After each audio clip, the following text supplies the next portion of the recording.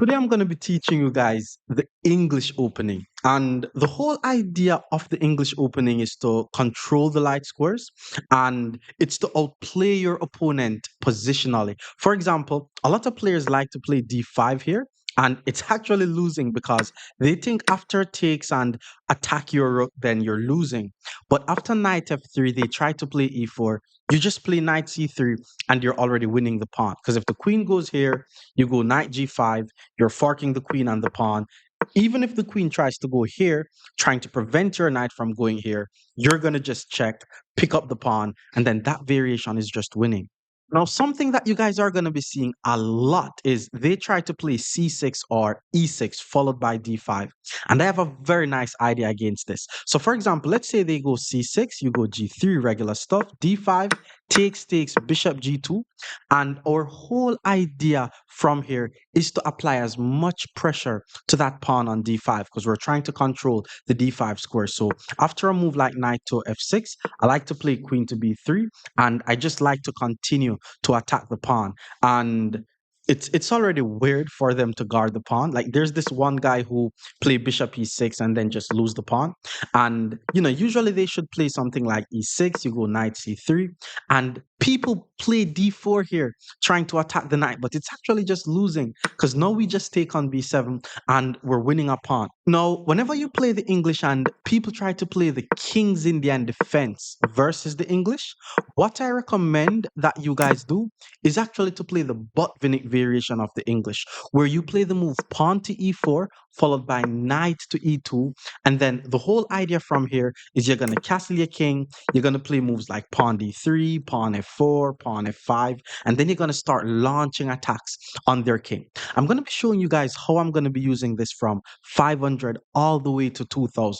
So what I want you to do is watch the full video, go play some games and apply what I teach, and your ratings will go through the roof. Kicking things off in the 500 region. Today, I'm going to be teaching you guys the English opening. It's one of those openings where if you're better than the opponent, you play positional chess, strategic chess. For example, the whole idea of the English is to control the light squares in the center, which is why we start by playing pawn c4. And then after pawn e5, we play the move pawn g3 because we're trying to control the light squares. So I'm assuming he's going to develop his knight or develop his bishop. Pawn d6 was played. He decides to block in his bishop. Let's play the move bishop to g2. And how we're going to be winning with the English is we're going to be taking advantage of the opponent's mistake. So we're going to be slowly following the strategic principles of the English while we just wait on the opponent to make those slight inaccuracies and then we punish them for it. So far, the opponent made one slight inaccuracy, which is to blocking his bishop. He develops his knight. Let's play knight c3. Basically, we're just trying to ensure that we control the d5 square and the e4 square. Now, if the opponent tries to play something like pawn to g6 followed by bishop to g7, we're going to be playing the Botvinnik version of the English, where we play moves like pawn to e4, knight e2, castle, pawn f4, and that's basically how we're going to be starting our attack. So bishop to e6 was played. It's not a bad move. The guy's developing his pieces and he's attacking the c4 pawn. Ensure that you don't blunder the c4 pawn, by the way. Like eventually we're going to play moves like knight to d5, just putting the knight on a very good square on d5, but no need to rush this. Let's just play the move pawn to d3. Like the pawn is going to be going on d3 regardless, and then the opponent plays pawn to d5. And this is exactly what you guys are going to be learning. Following the strategic principle of the English, once the opponent makes a blunder, you punish them for the blunder, and then once you win the material, you trade the pieces off the board and you win the game. So for example, my opponent in the 500 region has counting issues because he doesn't see that I have 1, 2, 3 pieces covering the d5 square. He only has 2 pieces covering the d5 square. So once I play the move pawn takes d5, that's already a fork. 5 moves into the English opening and we're already ahead by a piece. This is how you guys are going to be winning. And notice what we said about him blocking in his bishop. That's the reason why he played d5, because he notices that he blocks in the bishop, then he tries to fix it, but then it cost him a piece and now he's just completely losing. So he decides to play the move bishop to b4, which is pinning my knight. It doesn't really do much. Now I could choose if I'm trying to take the knight or take the bishop. Like if I take the bishop, bishops are better the knight, so that would be good. But if I take the knight, he's not able to take back because I'm going to be winning material. So let's go ahead and take the knight. Now I'm actually ahead by 4 points. There's nothing in which he could do.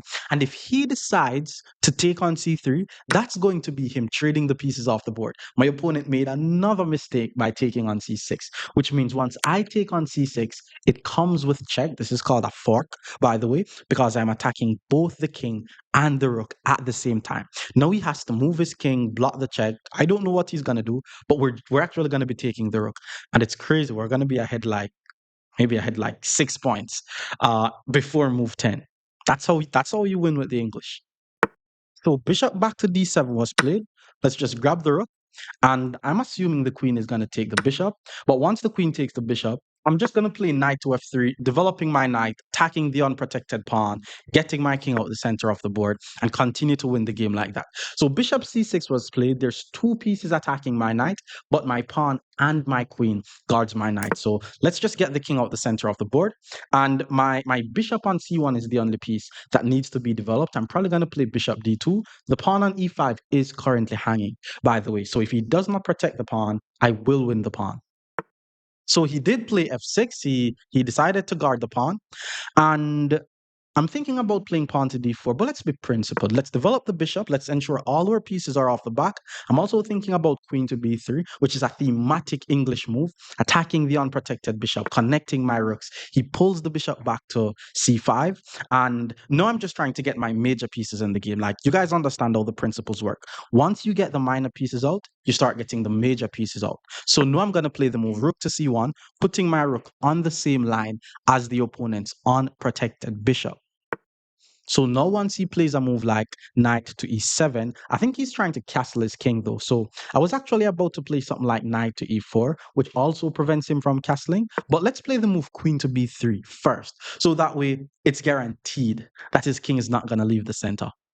There was actually a drawback of me playing queen to b3, and I didn't even think about it. Like, there's two pieces attacking my knight. My queen was one of the main defenders of the knight. So bishop takes, pawn takes, queen takes. The good thing is, if he goes for this, there is a drawback for him, because if he takes on f3, his queen is no longer guarding b8. So I'm going to be able to play queen to b8, checking his king, hitting the rook, and that's going to be a skewer, and then I'm going to be winning his rook. So he decides to play the move pawn to e4, which is attacking my knight. But let's just play the move knight takes e4, because I'm trying to trade. And as we spoke about, his bishop on c5 is unprotected. So if his bishop takes on e5 and I decide to take back on e4, he's not going to be able to take because his bishop is hanging, and then b8 is still going to be unsafe. Like, this is just losing, by the way. Like, I'm ahead by 7 points. But now he plays bishop to d5, and there's actually a drawback to bishop d5. Like, even though my rook and my knight is not able to take his bishop because my queen is unprotected, I want you, well, not unprotected, but it's under attack. I want you guys to notice how his bishop was covering this diagonal, which is pointing towards his king. So the fact that he has the unprotected bishop and his king is exposed, I'm able to hit him with the move queen to b5 check, which checks the king, hits the unprotected bishop. This is called a fork. Once he blocks the check or move the king, I take the unprotected bishop, and then I'm going to be ahead by a whole 10 points. Okay, queen to c6 was played. It doesn't really change anything though. Like, I'm able to take the queen, then take the bishop, and I'm able to just immediately take the bishop. And then obviously trading queen is good for me. So let's just take his pawn on c7 is hanging. Well, the knight guards the bishop. He decides to castle the king. Let's take on c7, attack the unprotected knight, threaten the unprotected pawn on a7. I need to get my f rook in the game though. So he decides to leave the knight unprotected and protect the pawn instead. That's crazy. But let's take the free knight. We're now ahead by 14 points. The plan to checkmate the king here is simple. Get both of our rooks on the seventh rank, because we know the saying, rooks on the seventh is in heaven. Once both of the rooks gets to the seventh rank, it's just gonna be game over. So he took a free pawn. Let's play rook c1. The plan is to play rook c7. He pulls the bishop back to f7. Now we play rook c7. We have both of our rooks on the seventh rank. I'm assuming he's going to play something like rook to f8 to guard the bishop, but that's not going to help him because the rook is on a dark square. So I'm able to use my dark squared bishop and chase away his rook. And he's going to be either losing the bishop or getting checkmated. And once he loses the bishop, he's going to be getting checkmated. So it's resignable, to be honest. I mean, it was resignable from move 5, but let's see. Okay, he decided to hang the bishop. Maybe he's trying to run with the king, but the king is not going anywhere. Let's take the bishop. Once I take on g7, it's going to be a checkmate. It's just a matter of time. Pawn g6, and from here, there's actually checkmate in 2 moves. Because the pawn was guarding f6, it's no longer guarding f6. So what I'm going to do is I'm going to take on f6 with check. The king is going to be forced to move to h8. And because my knight covers the g8 square, rook h7 is going to be a checkmate. The king moves to h8, and that's just a checkmate. More English opening against 600 rated players. Stick around. Our opponent is now 600. We're still going to be playing more English opening. This opponent decided to play e5. And as we said, the goal is to control the light squares. So my pawn covers d5. My bishop going to d2 is going to be covering d5. Immediate pawn to d5 was played. That's very interesting. Now, after this immediate pawn to d5, we're definitely taking that pawn on d5. Now, we have to be very careful. Queen takes d5, there's no bishop g2 because we're going to be losing our bishop and or rook. So we have to play the move knight to f3 first. Now, after knight to f3, pawn to e4 may look threatening, which is what my opponent does. This is very aggressive, but it doesn't really create huge threats. In fact, Black could, in fact, be losing this pawn on e4. Now, I'm going to be playing a move called danger levels. It's like offense is the best defense. He's attacking my 3 points, but instead of trying to move my 3 points away, I'm going to develop my knight to c3 and attack his 9 points. This is what danger level is. Now, once he moves the queen, he also has to ensure that the place where he puts the queen keeps the pawn on e4 guarded. The thing is, though, putting the queen on e6 to guard the pawn doesn't really help much because we're about to win a pawn 5 moves into the English opening. And that's because of this. Well, okay, there's 2 ways to do it. There's queen to a4 check followed by queen takes e4 if you're fancying the endgame, which is very good. It's in the nature of the English to get the material and then going to the endgame, or just play a move like knight to g5, just hitting the queen, forcing the queen to move, then just grab the pawn on e4. Okay, the queen decides to go to f5, and okay, I was actually thinking of playing bishop to h3, queen takes g5, bishop takes c8. And then once I take on c8, his b7 pawn is hanging. How does he defend the b7 pawn? I mean, that's a free pawn though, but bishop h3, queen g5, bishop c8. Oh, like there's no defensive move to defend the b7 pawn. That's crazy. Hey, let's go for it. Bishop to h3. This is called a skewer, by the way. Whenever we attack the more valuable piece and force it to move out the way and expose the less valuable piece. Now, this is just going to be a trade, by the way, because he's going to take my knight and I'm going to take his bishop, and I chose not to win the pawn. But the thing is, I'm going to be able to win his b7 pawn. And even if he tries to push the b7 pawn, I'm going to win his rook. So he's going to have to lose the b7 pawn. I'm going to be attacking the rook and the e4 pawn. So he took on g5. Let's grab the bishop. The b7 pawn is gone, which means the e4 pawn is going to be going with the b7 pawn.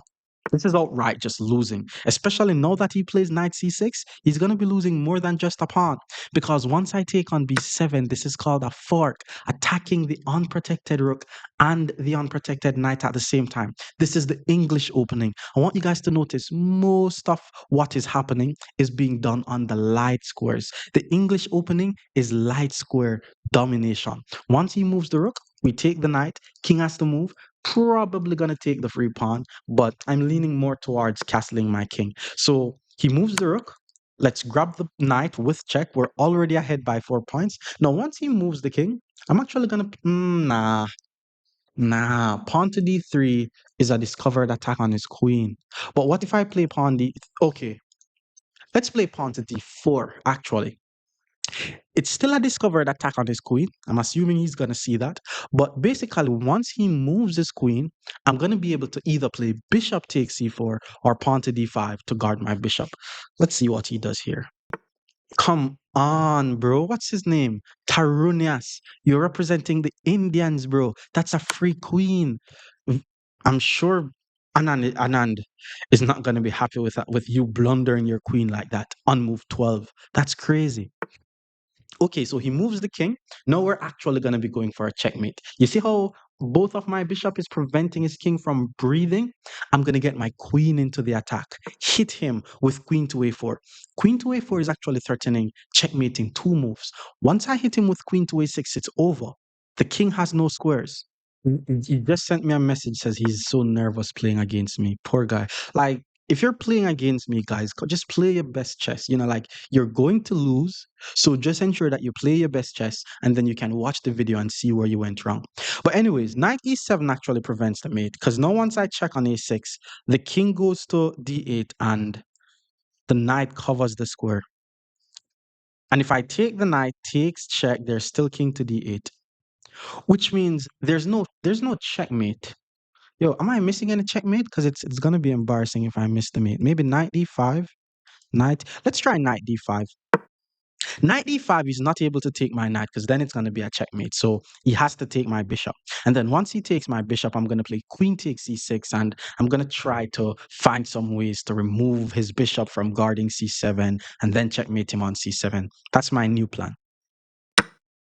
Oh, but he decided to take the knight though. That's crazy. No, it's checkmate because my bishop now covers the d8 square, which means it's not just checkmate in two moves. Once I hit him with queen to a6 check, the king has nowhere to go. His rook is gonna be forced to block. Then we're gonna be taking the rook, and that's gonna be a checkmate. So he blocks with the rook, and that's just a checkmate. More English opening against 700 rated players. Stick around. Opponent is now 700. We're still going to be playing the English opening. And this guy decided to respond with pawn c6. And he basically wants to immediately play pawn to d5 and attack in the center. Let's continue with our regular stuff, pawn to g3. And I have recommended pawn takes d5, which is it's a decent move, It's kind of symmetrical in the case where if we play d4 here, it's going to be like a normal d4, d5 opening. As we said before, it can also be transposed into the Catalan opening. But let's just play bishop to g2 here. Let's just stick to what we know first. Let's apply as much pressure on his d5 pawn first. So pawn to g6 was played. Looks like he's trying to fianchetto the bishop. The move that I like to play here is queen to b3. Queen to b3 already applies pressure to the pawn on d5 twice. So it kind of forces, well, I was just about to say it forces black to play pawn e6 and block out his bishop. But he decided to defend the pawn by developing the bishop. And we're already seeing a mistake that is called it's like a drawback mistake. I'm sure you guys know about the drawback principle, where before you make a move, you want to check to see what the piece was doing. So he didn't check to see that the bishop was guarding this pawn, and he decided to move the bishop to protect this pawn. With that being said, once we play queen takes b7, we are already ahead by a pawn, like 5 moves into the English opening. And the funny thing is, in order to not lose the rook, he has to play the move knight to d7. But then if he plays knight d7, the queen is no longer guarding this pawn on d5. Now, I don't think I'm going to be taking on d5 though, because if I take on d5, then my queen becomes the only defender of my bishop. And then he's going to want to play moves like rook to b8. And then he's going to do a removing the guard on me. So I'm just going to continue with my development here. Let's just play the move knight c3. We're still targeting the light squares, and I'm applying more pressure to the pawn on d5. So he decided to play knight to f6. It's 1, 2, 3 attackers versus 2 defenders, but still, if I takes, then he plays knight takes, then I takes rook to b8, will be winning material. What I'm thinking of here, however, is knight to b5. And you're probably saying that I'm moving the same piece more than once in the opening, but he already broke principles by putting his bishop on e6. If I play a move like knight to b5, I'm threatening to fork on c7. The question is, how will he defend against this? The only move that I'm seeing is moving the rook to c8. The thing is, though, by moving the rook to c8, he will be leaving his pawn on a7 unprotected. So let's just hit him with the move knight to b5. We're moving the same piece more than once. And remember what we said, whenever you're going to be breaking any principles in chess, it's very important that you're aware that you're doing it. So if I was playing a move like knight b5, not knowing that I'm moving the same piece more than once, then that would have become a problem. So he decided to play the move rook to b8, which is a move I was expecting. It's basically attacking my queen. And he's probably saying, if you move the queen, I'll take the knight.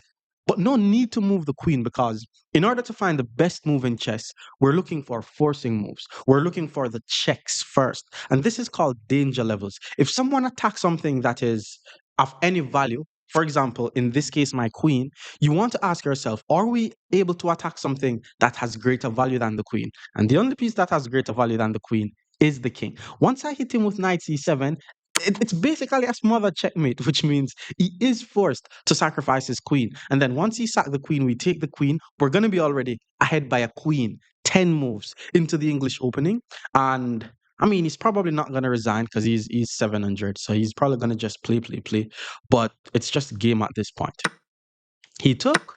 Let's just take back. His pawn here is hanging, but I definitely need to just finish my development at this point. He needs to go bishop g7 followed by castle. But what I talk about a lot is being an English player. It basically means that you're a better positional player than your opponent. So you're not trying to do like a lot of crazy stuff on the board. You're just going to be making normal moves, simple development move that improves your position, and then your opponents are going to be blundering from this. That's a free pawn, by the way. But let's just finish our development. Let's get the king out the center. Let's develop our last bishop, and then we're going to start capturing all these pieces. So he castles. Let's play pawn d3.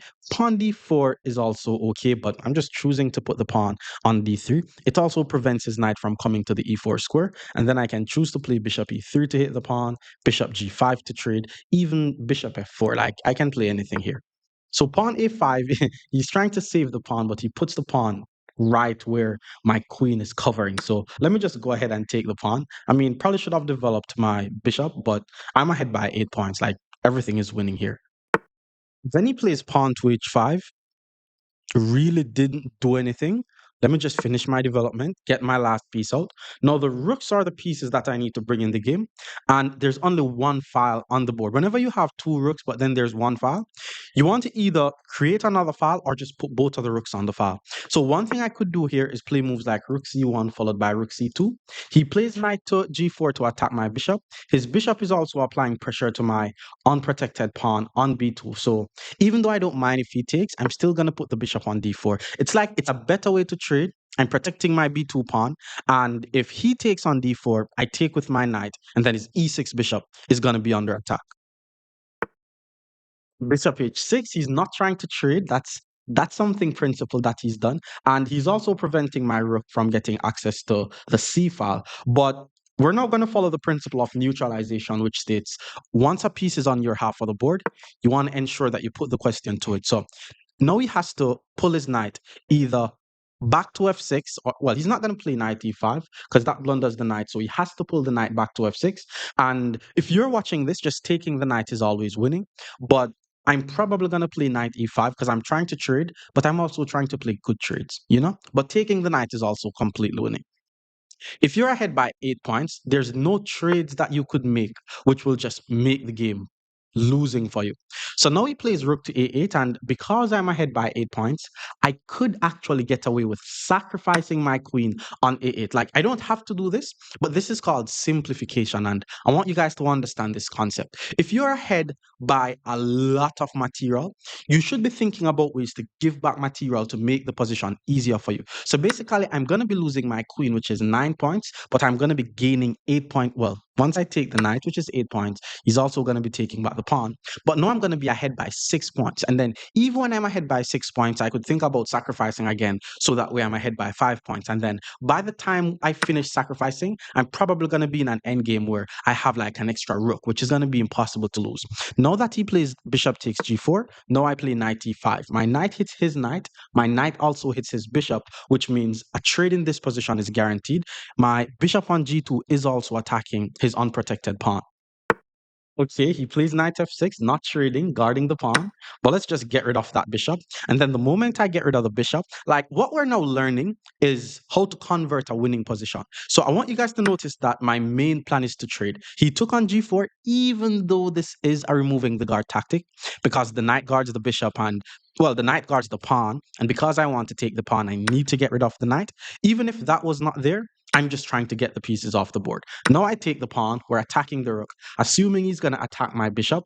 And then once I move the bishop, the plan here is simple. Just start pushing the pass pawn up the board. So rook to b8 was played. If I push, he takes, I push, he goes back, I push, he's not able to go here. So let's just forget about this pawn and then just roll the pass pawn up the board because pass pawns must be pushed. So he took on b2. Let's play pawn a5. Let's just roll the pawn up the board. He took on e2. Let's keep rolling the pawn up the board. And because my bishop covers the a8 square, he's just not going to be able to prevent my pawn from queening. Rook to e7 doesn't help. I'm still going to push the pawn. Now he has to sack the rook, which he did. Now we take his f7 pawn is hanging. And this should now lead to a checkmate in a few moves. Because I'm going to take on f7. I'm going to play rook b1 followed by rook to b8. So let's take here.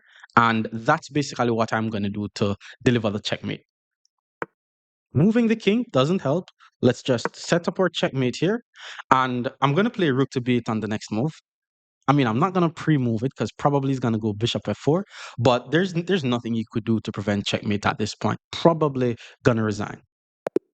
He resigns. More English opening against 800 rated players. Stick around. Opponent is now 800. Let's go with some English opening. Knight f6, we play g3, same idea. We're just trying to control the light squares as best as possible. Pawn g6, let's go bishop g2. It looks like it's going to be a King's Indian versus the English. Let's go knight c3 first. And what I recommend whenever they play the King's Indian versus the English, we actually play pawn to e4, and we're going to be playing the bot-winning version of the English. So pawn to d6, this knight goes to e2, and then we're going to be starting an attack by playing moves like pawn to f4 and then pawn to f5. So knight c6, let's just get our king out the center of the board first, and then this pawn is going to d3, this pawn is going to f4. Now bishop to g4. Bishop g4 is already a slight inaccuracy. Like we're waiting on the opponent's inaccuracies, but he already did one on move 7 because now I'm able to just play pawn h3 and just force his bishop away. And I also was not expecting the guy to give up his bishop for a knight, but you know, he did. I guess he wants to say if I take with the queen, he attacks my queen. But what if I take with the knight? The knight is still not able to move forward. And now that he plays pawn e5, I'm going to play pawn to d3. Plan is to play pawn to f4, followed by pawn to f5, if possible. So knight to h5 was played, and that's a weird move because why not just pawn g4? Like if I play pawn g4 here, oh, if pawn g4, knight f4 takes, bishop takes, my b2 pawn is going to be unprotected. But if the bishop takes on b2, I play rook b1, and then once the bishop moves, I play rook takes b7, and I'm going to be ahead by a pawn. Otherwise, pawn to f4 takes, pawn to f5, and it's a bit tricky. So let's just play pawn to g4. We already won ourselves a pawn, so that's not bad. I think he's going to put his knight on f4, because otherwise why would you put your knight on h5 then back to f6? He's also playing a bit too fast. You know, I'm not sure why he's playing this fast. So I'm thinking of playing bishop to e3 then f4, but I'm also thinking of playing immediate f4. How do I do this? The question is, okay, let's actually play immediate f4 so that way if he takes, he helps my bishop to be developed. Otherwise, I'm going to play the move pawn to f5. And if he allows me to play pawn to f5, that's actually the dream position of the Botvinnik English because then you're going to have he plays pawn to h5. Okay, pawn h5 is not terrible because he's threatening my pawn on g4. So if I play f5, takes, knight takes. So I'm thinking of playing pawn to g4 here actually to attack his knight. Or maybe just knight g3 and then after takes, I takes, my queen guards. And then after takes, I takes, and I'm doing fine. Pawn g4, there's knight to h7. Okay, let's just go pawn to g5. It's fine. Once he moves the knight, I'm gonna play pawn h4. And for the person who is about to comment, why am I pushing pawns on the side that my king is on? You only push pawns on the side that your king is on if you're 100% sure that you're not going to just lose the game after exposing your king. So pawn to h, so knight to h7 was played. if I play pawn f5, then I'm going to be losing my pawn on g5. So let's play pawn to h4 first. And pawn to f6, I think he needs to play, but my plan is still to push my pawns up the board. So he decided to finally take on f4. If I take with my bishop, then my pawn on b2 is unprotected. I don't think I care too much though. Let's just take. Because as we said before, if he decides to take on b2, my rook goes to b1, hits the bishop. And then once the bishop move, I take on b7, and I'm just going to be, well, I'm not going to be ahead by a pawn, but the position is going to be equal. And that's actually the exact reason why he decides to play the move pawn b6. But pawn to b6 could actually be a mistake because his knight is now unprotected and his knight is on the same line as my bishop.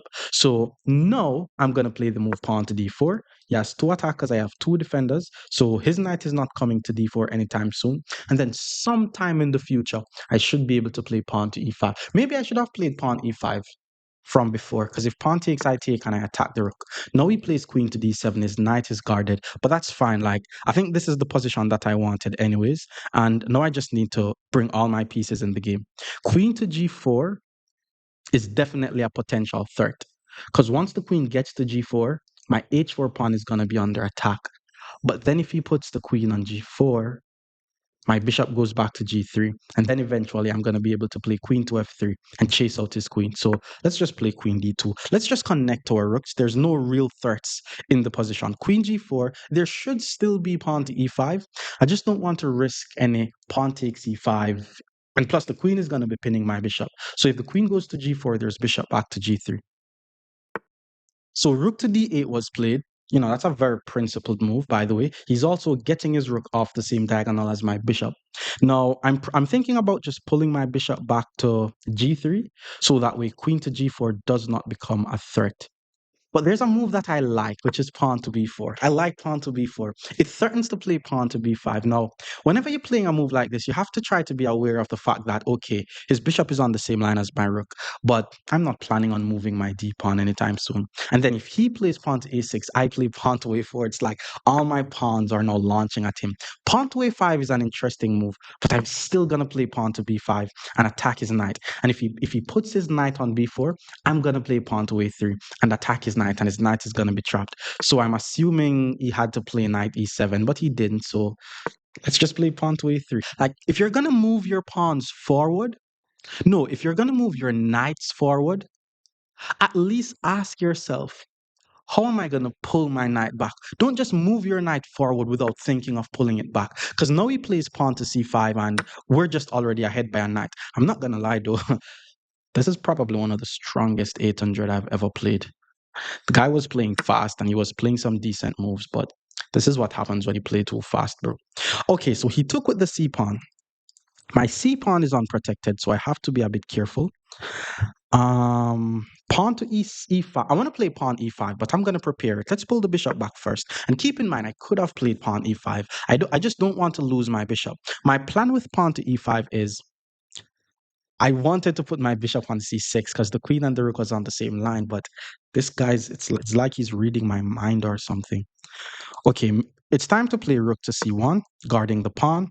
Eventually, I may play pawn to c5, trying to create a pass pawn. There's definitely knight f4 to d5 coming, because if I manage to play knight f4 to d5, not only am I getting good control over f6, but I'm threatening a fork on b6. I want you guys to also have a look on that knight on h7. The knight on h7 is completely useless. It has no good forward moves, so it's not really active. So rook to c7 was played. Decent move. If I push takes, I'm not able to take because nope, that was a lie. If I push takes, his rook is hanging because his rook is on the same line as my bishop. So if I push takes, rook takes, pawn takes, and then I take the queen.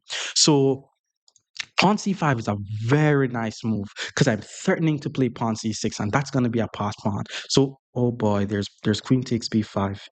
It's not bad though. Like, I didn't see it though. That's the thing. I just didn't see it. I don't like when I don't see things. Because if queen takes, I have bishop takes, and that's gonna be a fork. So I'm still gonna take on c5. He's not able to. Well, oh boy, I didn't see.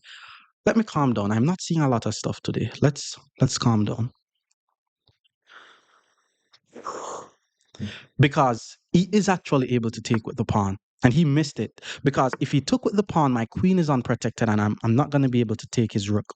But he decides to play the move rook to b7, which means his pawn on b5 is hanging. Now I'm able to hit him with pawn c6, and that's a fork. Now he has to move his queen, and then once he moves his queen, I take his rook, and then I'm just going to be completely winning.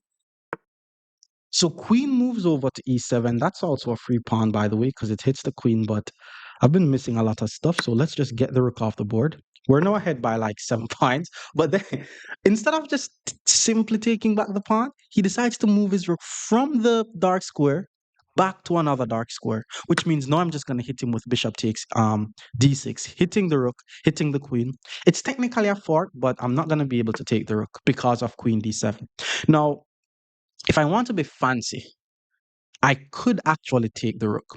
And if he takes my queen, I pull the bishop back to f4 and attack his queen. And then once he moves the queen, then I queen. But I don't think I'm going to be fancy because I'm been missing so much stuff. I don't want to miss anything else. Um, but if I play pawn e6 to guard this pawn, his bishop takes, and then he's going to punish me for the pin. Hmm. I mean, okay, yeah, let's just go with rook c7. Let's hit the rook. Let's hit the queen. If the queen takes, I take. If he moves his queen, I take on f7, and then his bishop is going to be hanging. Plus, he also has to be aware of moves like rook to c8. So, depending on how far he puts his queen, rook to c8 check could just outright win the game. Because if I play rook to c8 check and his rook takes my rook, my is going to be able to take his rook, and then that's just going to be me having two queens on the board. So, he decided to take on b5. Rook to b8 ends the game because rook to b8 is a check. I think he has to block the check, and then I'm going to take a free rook. And if he decides to take my rook, I take his rook, and then I have two queens on the board, and then he's still going to be forced to block the check. Like, yeah, now it's just completely over. So he took, let's take the rook with check. He has to block the check. And then once he blocks the check, first we take the knight because we're ahead and we're trying to trade, but that's not the only reason why I'm taking the knight. Once he takes with his bishop is going to be pinned. And because the bishop is going to be pinned, well, I was going to say I'm going to apply pressure to the pinned bishop, but he decides to move his king. So let's just take the other bishop. If king takes, then yeah, there's just so many ways to deliver a checkmate here. I'm going to go queen c7, attacking the pawn on f7 twice. Now I'm threatening to take on f7, and then once the king moves, queen d8 is mate. Can he defend it? Yes. He didn't defend it, and he decided to give me the free queen. But why take a free queen when we're able to deliver a checkmate? Whenever you see a good move, look for a better one. Rook takes f7 check. The king now has to step back, and then queen to d8 is going to be mating too. Because now he still has to block with the queen. And then once he blocks with the queen, we take the queen, and that's just a checkmate. More English opening against 900 rated players. Stick around. Opponent is now 900. We're still playing the English opening, attacking and controlling all the light scores in the center of the board. So we're seeing knight to f6. Let's play pawn to g3.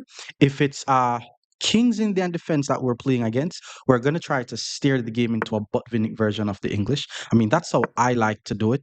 So bishop to g2, bishop g7. This is a King's Indian defense that the opponent is playing, but now immediate pawn to d5 is played. I actually used to play this when I was younger. This brings back so much memories.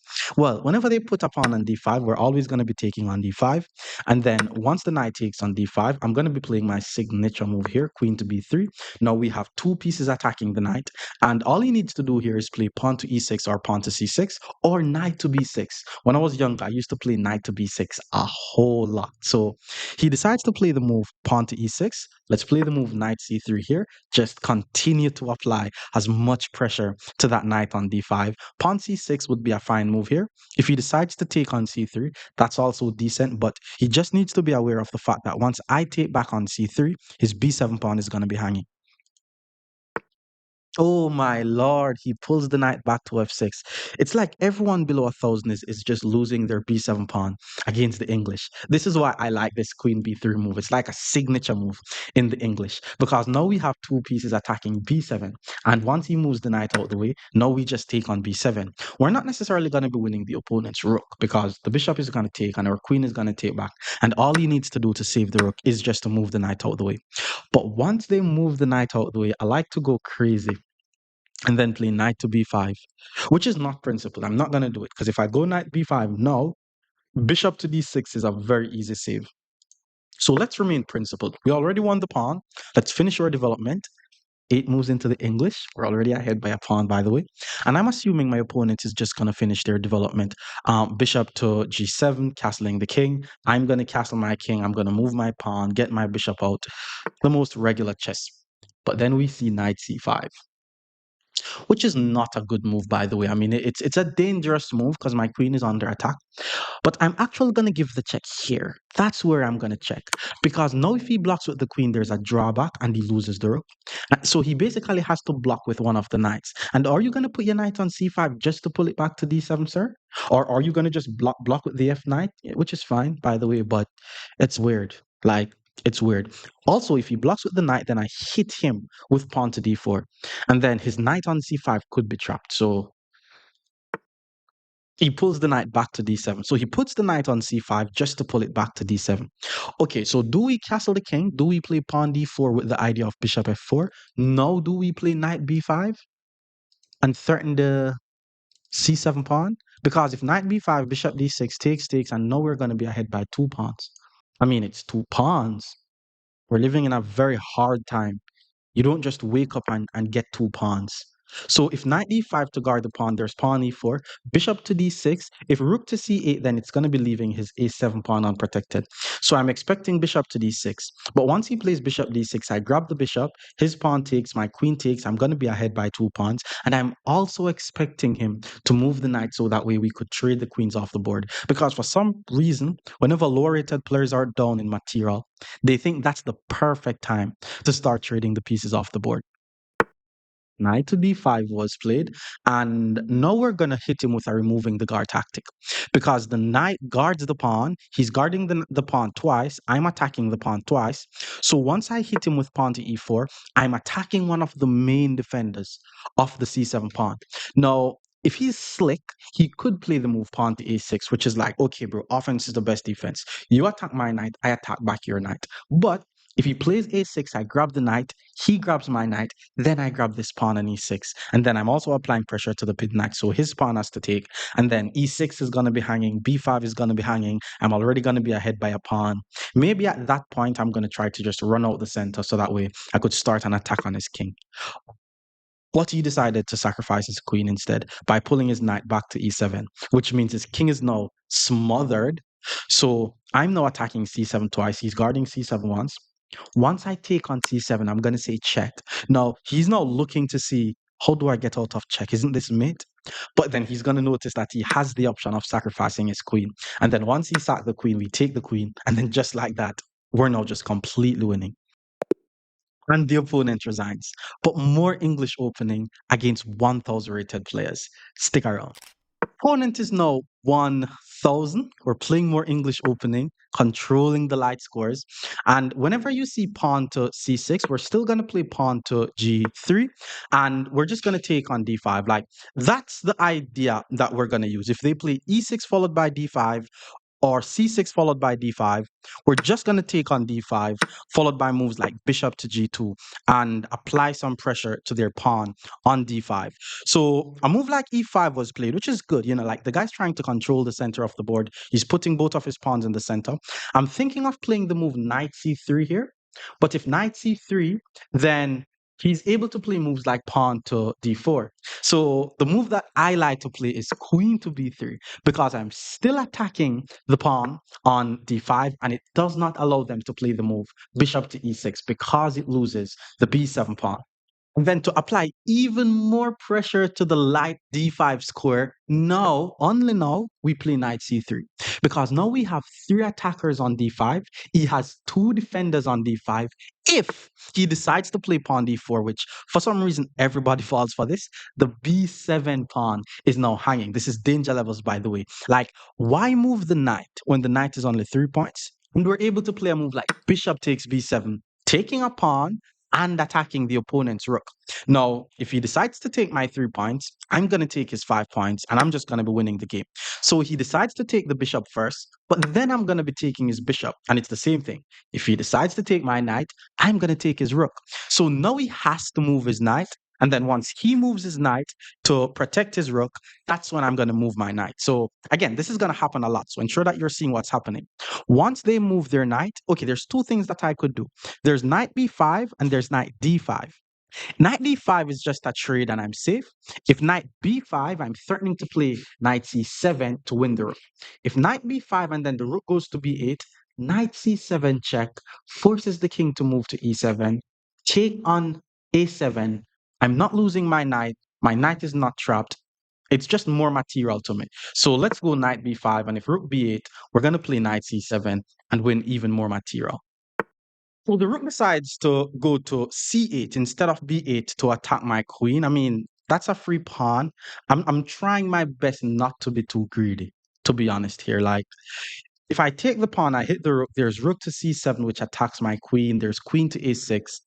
I'm trying not to be too greedy. Like, I think the more principled thing to do is just to finish my development. Like, I want to just play knight to f3 and not try to get free pawns, to be honest. I mean, his pawn on a7 is hanging, and I'm probably gonna win that pawn, but let's just play knight to f3. Let's try to focus on our development first, because that's the very important one. I'm trying to castle my king. I'm trying to get my bishop out, and then I'm going to continue my attack. And I'm already ahead by a pawn. You know, let's not be too greedy. So he plays bishop to e7.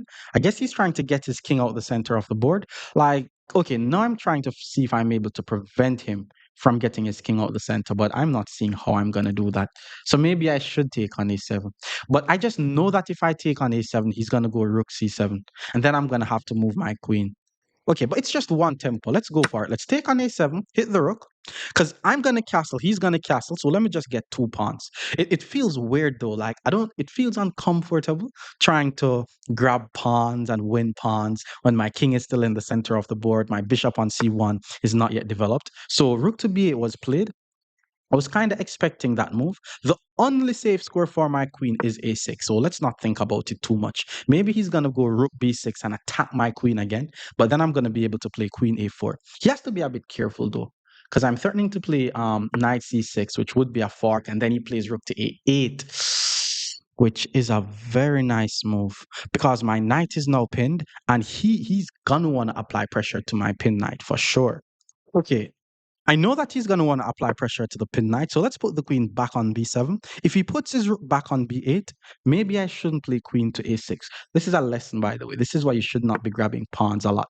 Bishop c5, you see? Now he's trying to attack me. Like any form of attack that I get, I completely deserve it. But because my queen is not under attack, my knight is under attack. The question is, do I play knight b5 and third knight c7?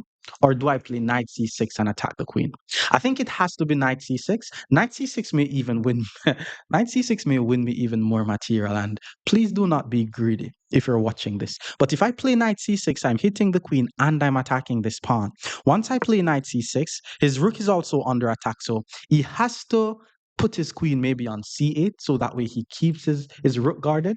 And then once he plays queen c8, I'm going to trade the queens off the board, grab the pawn on e5, another free pawn. I'm going to be ahead by 3 pawns, and then it's going to be the quickest I finish my development. I promise. Once I take this pawn on e5, I'm not going to try to attack anything else. I'm gonna get my king out the center.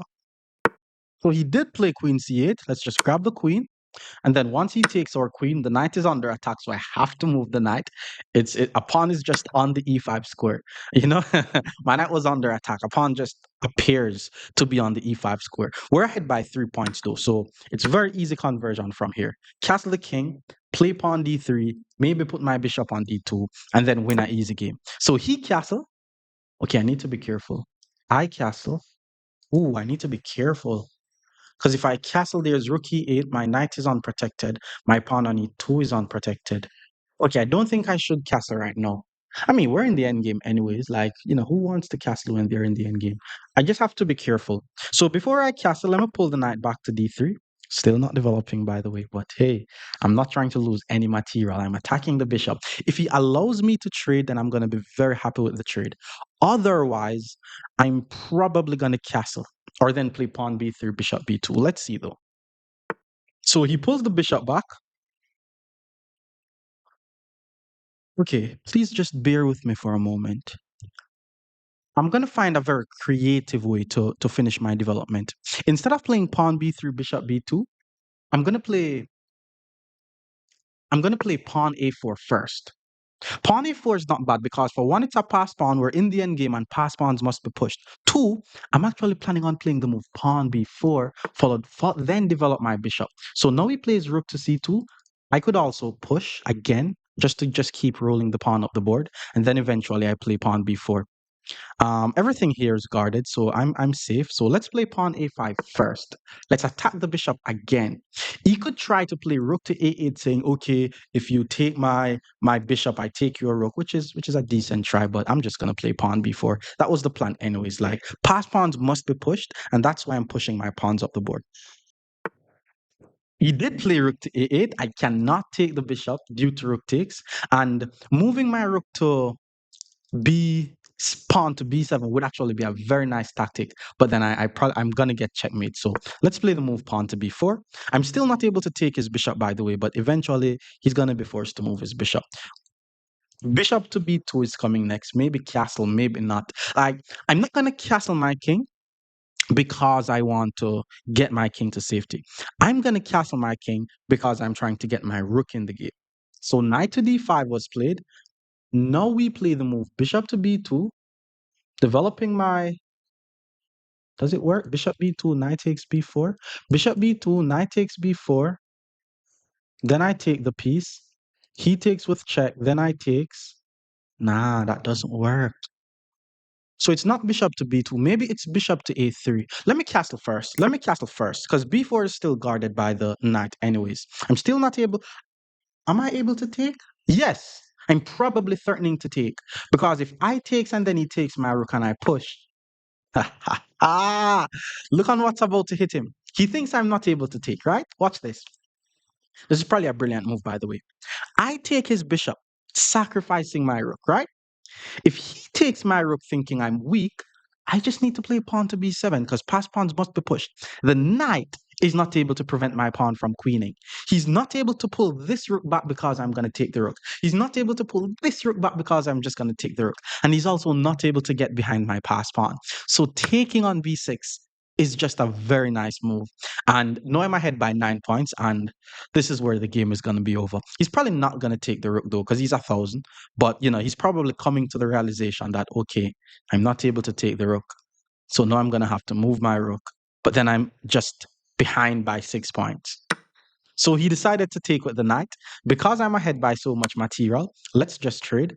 And then once the knight takes, I develop my bishop, apply some pressure to the pawn, and then I'm going to try to get my rook in the game. Maybe just to trade the last piece of rook off the board. So for example, after knight b6, I go rook c1. There's nothing you could do to avoid this trade from happening.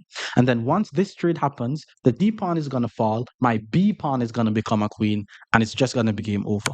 So he traded. Let's take with the knight so that way the pawn is still under attack. Knight to d5 was played, and I'm not gonna take on d4 and then he takes on b4, which is winning. But remember, in the end game, the winning side shouldn't want to trade the pawns off the board. We're trying to win the pawns. So once I push, that's when I'm going to take. Then I'm going to push. And this pawn is going to either become a queen or he's going to have to sacrifice his knight for it. So he pulls the knight back again. I'm not going to take the pawn so that way he takes my pawn. I'm going to push the passed pawn and attack his knight. He moves the knight. Now I take the pawn. And then the plan to win this game is to push the passed pawn. And then once he moves his king, I play bishop to a7. And because my bishop covers the square, he's probably going to move the king. I'm going to queen. He's going to sack his knight. I'm going to be ahead by 2 minor pieces. And then he's going to be forced to resign. He's not resigning though. So let's just take all his pawns, queen my pawn, and win the game. Well, the opponent resigns, but more English opening against 1,100 players. Stick around. Our opponent is now 1,100. Let's go c4, English opening. And then we see e5, a move that we're going to be seeing very often. And here I'm going to play immediate pawn to g3. If you choose to play knight c3, that's also fine. But just remember that the whole idea is to get a lot of control over the light squares. So knight f6 was played. I'm going to go bishop to g2 here, controlling the dark squares. I'm trying to play moves like knight c3, pawn d3, and in some cases, pawn e4. So Knight c6, the opponent is developing normally. Now, once I play the move knight c3, it's gonna be a bit harder for black to play pawn to d5. Usually, when I play against the English, I like to play like very early pawn to d5, bishop to b4. That's a decent move. I'm not sure. Maybe he's trying to eliminate the knight so that way he's able to play d5. But if he's trying to do that, then I'm going to be getting control over the dark squares because he's going to be giving up his dark squared bishop. So how am I going to be continuing from here? Not the most counterintuitive move. It's not the most principled move, but based on my theoretical understanding, knight to d5 is the best move because, okay, I'm moving the same pieces more than once, but it will also force black to move the same piece more than once. If he decides to take my knight, he moves the knight. I'm going to take with the pawn, force this knight to move. If he decides to move this bishop, then he is still moving the same piece more than once, but then he decides to castle the king instead, which is okay. I mean, the guy's he's following principle. He only made three minor piece moves. He got his king out the center of the board, but I'm gonna be taking that bishop. I mean, it's the bishop here, and based on what I said in the intro, playing the English opening, it's for positional players. It's for players who strive with the small advantages. So knight takes b4 was played. I'm gonna play pawn to a3 very, very soon. Like, I just don't see the reason of. Actually, I'm going to play pawn a3 no, to just get the knight out of my half of the board. And then once the knight goes back, now I'll play pawn to d3 just to get more control over the light squares. Pawn to d5 is now an option, which my opponent did play, but no, I don't mind him trying to open the center because I have the two bishops. So whenever you see pawn to d5 and you're an English player, we're always going to be taking on d5. And then after knight takes d5 here, let's just develop the knight, castle the king, and again, we're playing some positional chess. We're going to be punishing black for some slight advantages that they give to us. And the first advantage that he already gave me is the bishop here. So bishop g4 was played. I'm not assuming that he's going to be giving up two bishops. So let me just get my king out the center of the board. If he plays queen d7, then that's not a terrible move because one thing that you want to keep in mind is this battery pointing towards h3 is very effective in the English because our best minor piece is usually the light squared bishop, which really controls this long diagonal. So if black tries to play bishop to h3, he's basically trying to exchange that bishop. So whenever you see these battery happening here, I recommend that you just move the rook out the way. So that way, if this bishop ever goes to h3, you pull the bishop back to h1, something that you're going to be seeing and hearing a lot. So that way, you're able to keep the light squared bishop. So you pull the bishop back to h1, and don't be scared about this bishop on your half of the board. Like, it's really not doing anything. And based on what white does, in some cases, we'll be able to play knight g5 to just get that bishop out. So rook to e8 was played. Pawn to e4, I'm not afraid of. I'm thinking of queen c2 here or pawn to b4 actually, so that way I can play bishop b2 and put my bishop on this diagonal. If pawn b4, I'm only just trying to see if knight c3 does anything. But then if he plays knight c3, queen c2 hits the knight and I'm doing fine. So we are going to be playing the move pawn to b4. Again, if he plays pawn to e4, I takes, rook takes, the rook, the knight, everything is going to be on the light square. So I'm fine with that. So pawn h6 was played. Not bad. He's trying to prevent knight g5. Let's develop our last piece. And now I have two pieces attacking e5. He has two pieces guarding e5. With that being said, I'm thinking of moves like pawn to b4, trying to chase away one of the main defenders of his e5 pawn. Knight to d4. Why would someone play knight to d4 in this position? But being an English player, this is how you're going to be winning all your games. You're slightly improving your position, and people are just going to be blundering against you. Now, I'm still trying to double check if it's really a blunder, though. That's the thing. Because even though he has only one piece covering d4, and I have two pieces covering d4, the moment I win the material, his queen is going to be on this line. So let's say takes, takes, takes. I'm thinking about knight takes b4, and then my bishop is going to be under attack. And then if I take on b4, there's queen takes d4. So that's actually very interesting. With that being said, instead of playing the move knight takes d4, we're actually going to be playing the move knight takes e5, sacrificing the knight. It's kind of like a removing the guard tactic because the pawn was the main defender of the knight. Now, If the rook decides to take, and I'm also attacking the queen, so I'm assuming he's going to take. Once the rook takes, and then I take on d4, I gain a tempo on the rook, which means he's not able to do any weird discovered attacks to win any material. So now we have two slight advantages. We have the bishop here, we have the extra pawn. Should be enough to win this game. So he did decide to take the knight. Let's take on d4. The rook is now under attack, so I'm assuming he has to move the rook. And then once he moves the rook, there's a few things that I'm thinking of because my bishop will be on unprotected piece and it will be on the same line as the queen. So I have to keep that in mind. So I'm thinking about playing moves like pawn to e3 to guard the bishop. I'm thinking about just queen to b3 to apply some more pressure to the knight. There's also rook c1, just bringing my rook in the game. Just slight improvements of my position. So he pulls the rook all the way back. Queen to b3 attacks the knight though. And there's no knight moves that he could play, which puts my bishop in any real danger. So let's play the move queen to b3. And I want you guys to notice the difference between my bishop on h1 and his bishop on h3, because you're going to be seeing this a lot. So please understand this idea. His bishop is not really doing much. Like, I do not have any hopes of getting my king in the game. My bishop on h1, however, is doing a lot of stuff. Pawn c6 is what I'm expecting here, and he did play pawn c6. Again, bishop is unprotected, but no forward knight moves where he could play. So let's just, okay, I'm thinking of playing pawn to b5 here. It's a very English move. Yeah, let's go pawn to b5.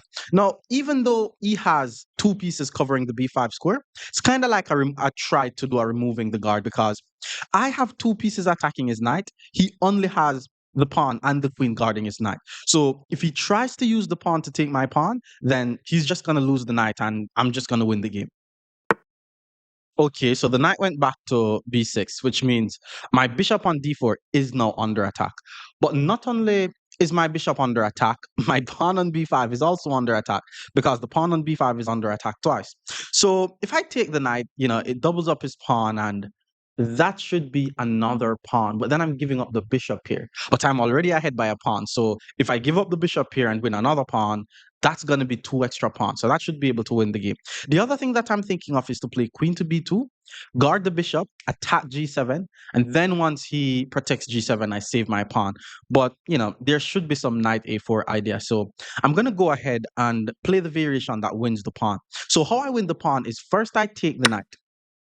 The moment I take the knight, his pawn is going to take, which means my queen will be on the same line as the pawn. And then I'm going to play the move pawn takes c6. And that's actually a discovered attack. And then once he takes, if you notice, now there's nothing guarding the pawn on b6. We take the pawn on b6. Now we're ahead by two pawns. I'm not going to stop saying this. Like, being an English player, you have to be good at positional chess. And with that being said, whenever the opponent makes the slightest mistake, you just spot it and then you win the game. So rook to c1 makes some sense. He's just trying to add as many defenders as possible to his pawn on c6. But how do we continue here? Like, you need to understand the concept of attacking weaknesses. For example, the pawn on c6 is a weak pawn. A weakness is basically a pawn that can't be guarded by another pawn or a square. So and I also need to get my rooks in the game. So let's play the move rook to c1. Now I'm attacking the pawn 1, 2, 3 times. He plays rook to e6, also guarding the pawn 3 times. But being a positional player, I almost played the move rook to c2. But if I play rook c2, there is actually queen takes d3, which is a very nice idea. Because if I take the queen, then I'm going to lose the rook. With that being said, though, I'm thinking of rook to c4. Yeah, rook c4 or rook c3. I'm not seeing a huge difference. Let's go rook c3. My idea is to double up on the pawn, but I'm also trying to apply as much attackers to this weak c6 pawn, and he's trying to trade the queens off the board, but that's only going to make it easier for me. Let's just get the queens off the board, because now his pawn is still weak. Even if he tries to push the pawn, it's still going to be weak. but I'm not able to play rook c1 because I'm going to be losing my e2 pawn. So first I'm going to play the move bishop f3 just to ensure that the e2 pawn is guarded. Then I'm going to play rook c1, and eventually we're going to be winning the c pawn, which means we're going to be ahead by 3 pawns, which is more than enough to win the game. So he plays the move bishop f5, and I already see what his idea is. Like, it looks like in some lines he wants to take on d3, and then if I take with the pawn, he takes my rook. But now I'm just going to play rook c1. We're still targeting the weak pawn. Remember, it's all about spotting that slight weakness that the opponent has in their position and then just start attacking it with all your pieces. Now I have 3 attackers on his weak c6 pawn. He only has 2 defenders on his weak c6 pawn, and there's no way for him to add additional defenders to the pawn. So from here, we're just going to trade the pieces off the board. Let's play rook takes. If he plays rook takes, we play rook takes. And once we're ahead by 3 pawns, winning the endgame is going to be a no-brainer. And we also know that in order to win, we need to trade pieces off the board. So if you notice, we have 5 versus 3 on this side, but we're actually going to be winning the game thanks to our outside pass pawn. Now, what do we know about pass pawns? Pass pawns must be pushed. So before I start pushing this one, I'm actually going to start pushing this one. So that way, once he attacks my bishop, I play pawn d5, guarding the bishop. I also need to ensure that I get my king in the game. Like, king activity is crucial in the end game. So I'm going to be going for that as well. So pawn to a4 is also nice. He plays bishop to c2, doesn't change the cost of rice. Let's just play pawn a4. Now, my bishop guards both of my pawns. I'm thinking of f3 followed by e4, so that way I can get my king easily in the game. But I'm also thinking of f3 and then just bring the king all the way in the game. But he decided to just, I don't know if that was a sacrifice or a blunder, but that's a free bishop. He took the pawn. Now that the king and the pawn is on the same diagonal, bishop to b3, and that's now just a skewer. The king now has to move. We grab the pawn, grab another pawn, and let's just move the bishop. I think he's trying to win on time here, but there's nothing. Let's just push the pawns up the board for now. Just push the pawns up the board. King activity is crucial. So let's just get the king in the game first. Get the king in the game. And then now we're just going to ensure that all our pieces work together. The bishop, the king, the pawn, everything works together. So now that he moves the king there, I'm going to give a check, the king move, and then I'm just going to continue to push my pawn up the board. Now I'm going to check here. If he moves the king, I'm actually going to go here. I want to set up a very nice checkmate. So king e5. If the king goes back to, okay, he didn't fall for it. So yeah, let's just take. Now if he moves the king, that's going to be a stalemate. But I'm not going to stalemate this game. This is just over. Let's just push. Now that he plays king up, I'm gonna queen this pawn with check. And then once the king takes, I queen this pawn with check. The king now has to move, give a check, and this is just going to be a checkmate. More English opening against 1,200 players. Stick around. Opponent is now 1,200. Let's get some English. E5, we play G3. First idea is to cover the light squares. Knight f6, bishop g2, and pawn to d5 is actually what I recommend with the black pieces here, because usually it's best to try to play d5 as quickly as you can. Whenever they play it like this, that's when we're gonna play pawn d3, knight c3, knight f3. Okay, he just plays pawn to c6, which means he is thinking about playing pawn to d5, which is not a bad plan. And I think immediate pawn to d4 in these types of position is not that bad, because if he takes, I play queen takes, he's still going to be able to push those. So I don't think it's any huge difference. Like, I'm thinking of playing pawn to e4 now, but he's still going to have the option of playing pawn to d5. I'm also thinking of playing knight f3 to hit the pawn, but he's still going to be able to play pawn e5 and hit the knight. So okay, let's just continue with the plan. Let's go knight c3. If pawn d5, I think I'm going to take stakes and then play pawn d4 and try to attack him on the d5 square.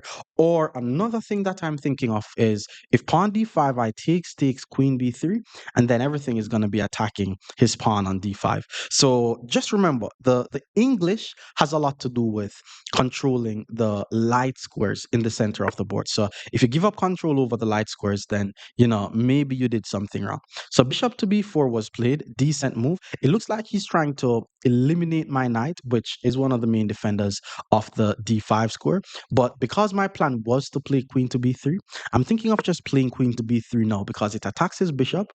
And if he gives up his bishop for a knight, like I'm going to be happy with that.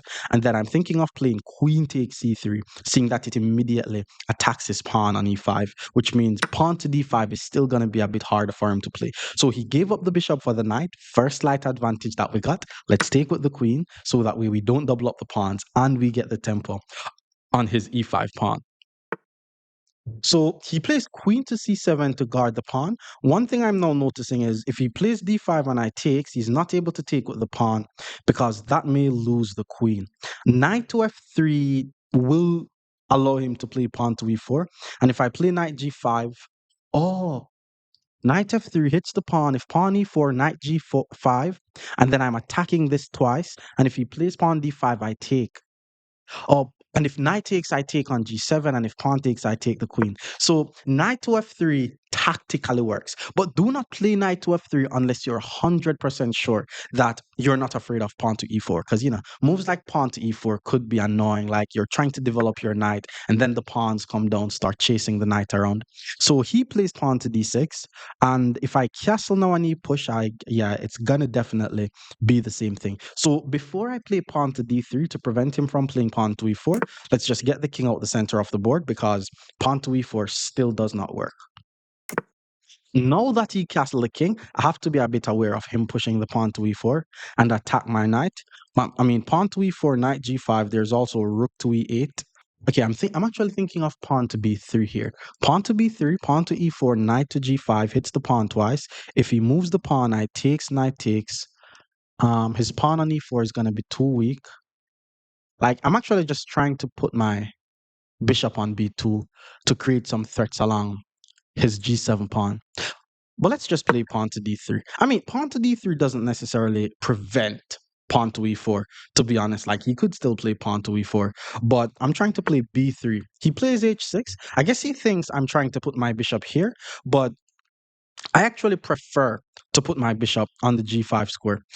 Let's play, it's either pawn to b4 or pawn to b3. But I'm going to choose to play pawn to b3 because if pawn to b4, there's some pawn to a5 idea. So bishop to b2 will give me a lot of control over the dark squares, especially since he does not have a dark squared bishop.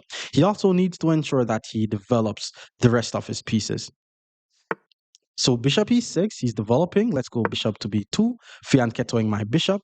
And now I'm probably going to be going for some pawn breaks. If I play d4, however, there is pawn to e4, so I still need to be or have some level of cautiousness. Unless I'm able to play d4, pawn e5, knight d2, but then there's knight c5. Okay, how am I going to win this? The thing is, though, I think he wants to put the knight on the c5 square, and I do not want to allow that. And then if I play pawn to b4, he plays pawn to a5. Pawn to d4, pawn to e4, knight to e2, pawn to d5. Yeah, let's go with pawn to d4. Like I'm kind of hesitant about playing pawn to d4 because you could say it blocks out my queen and my bishop, but I have good control over the center of the board. If he allows me to take on e5, I'm going to take on e5.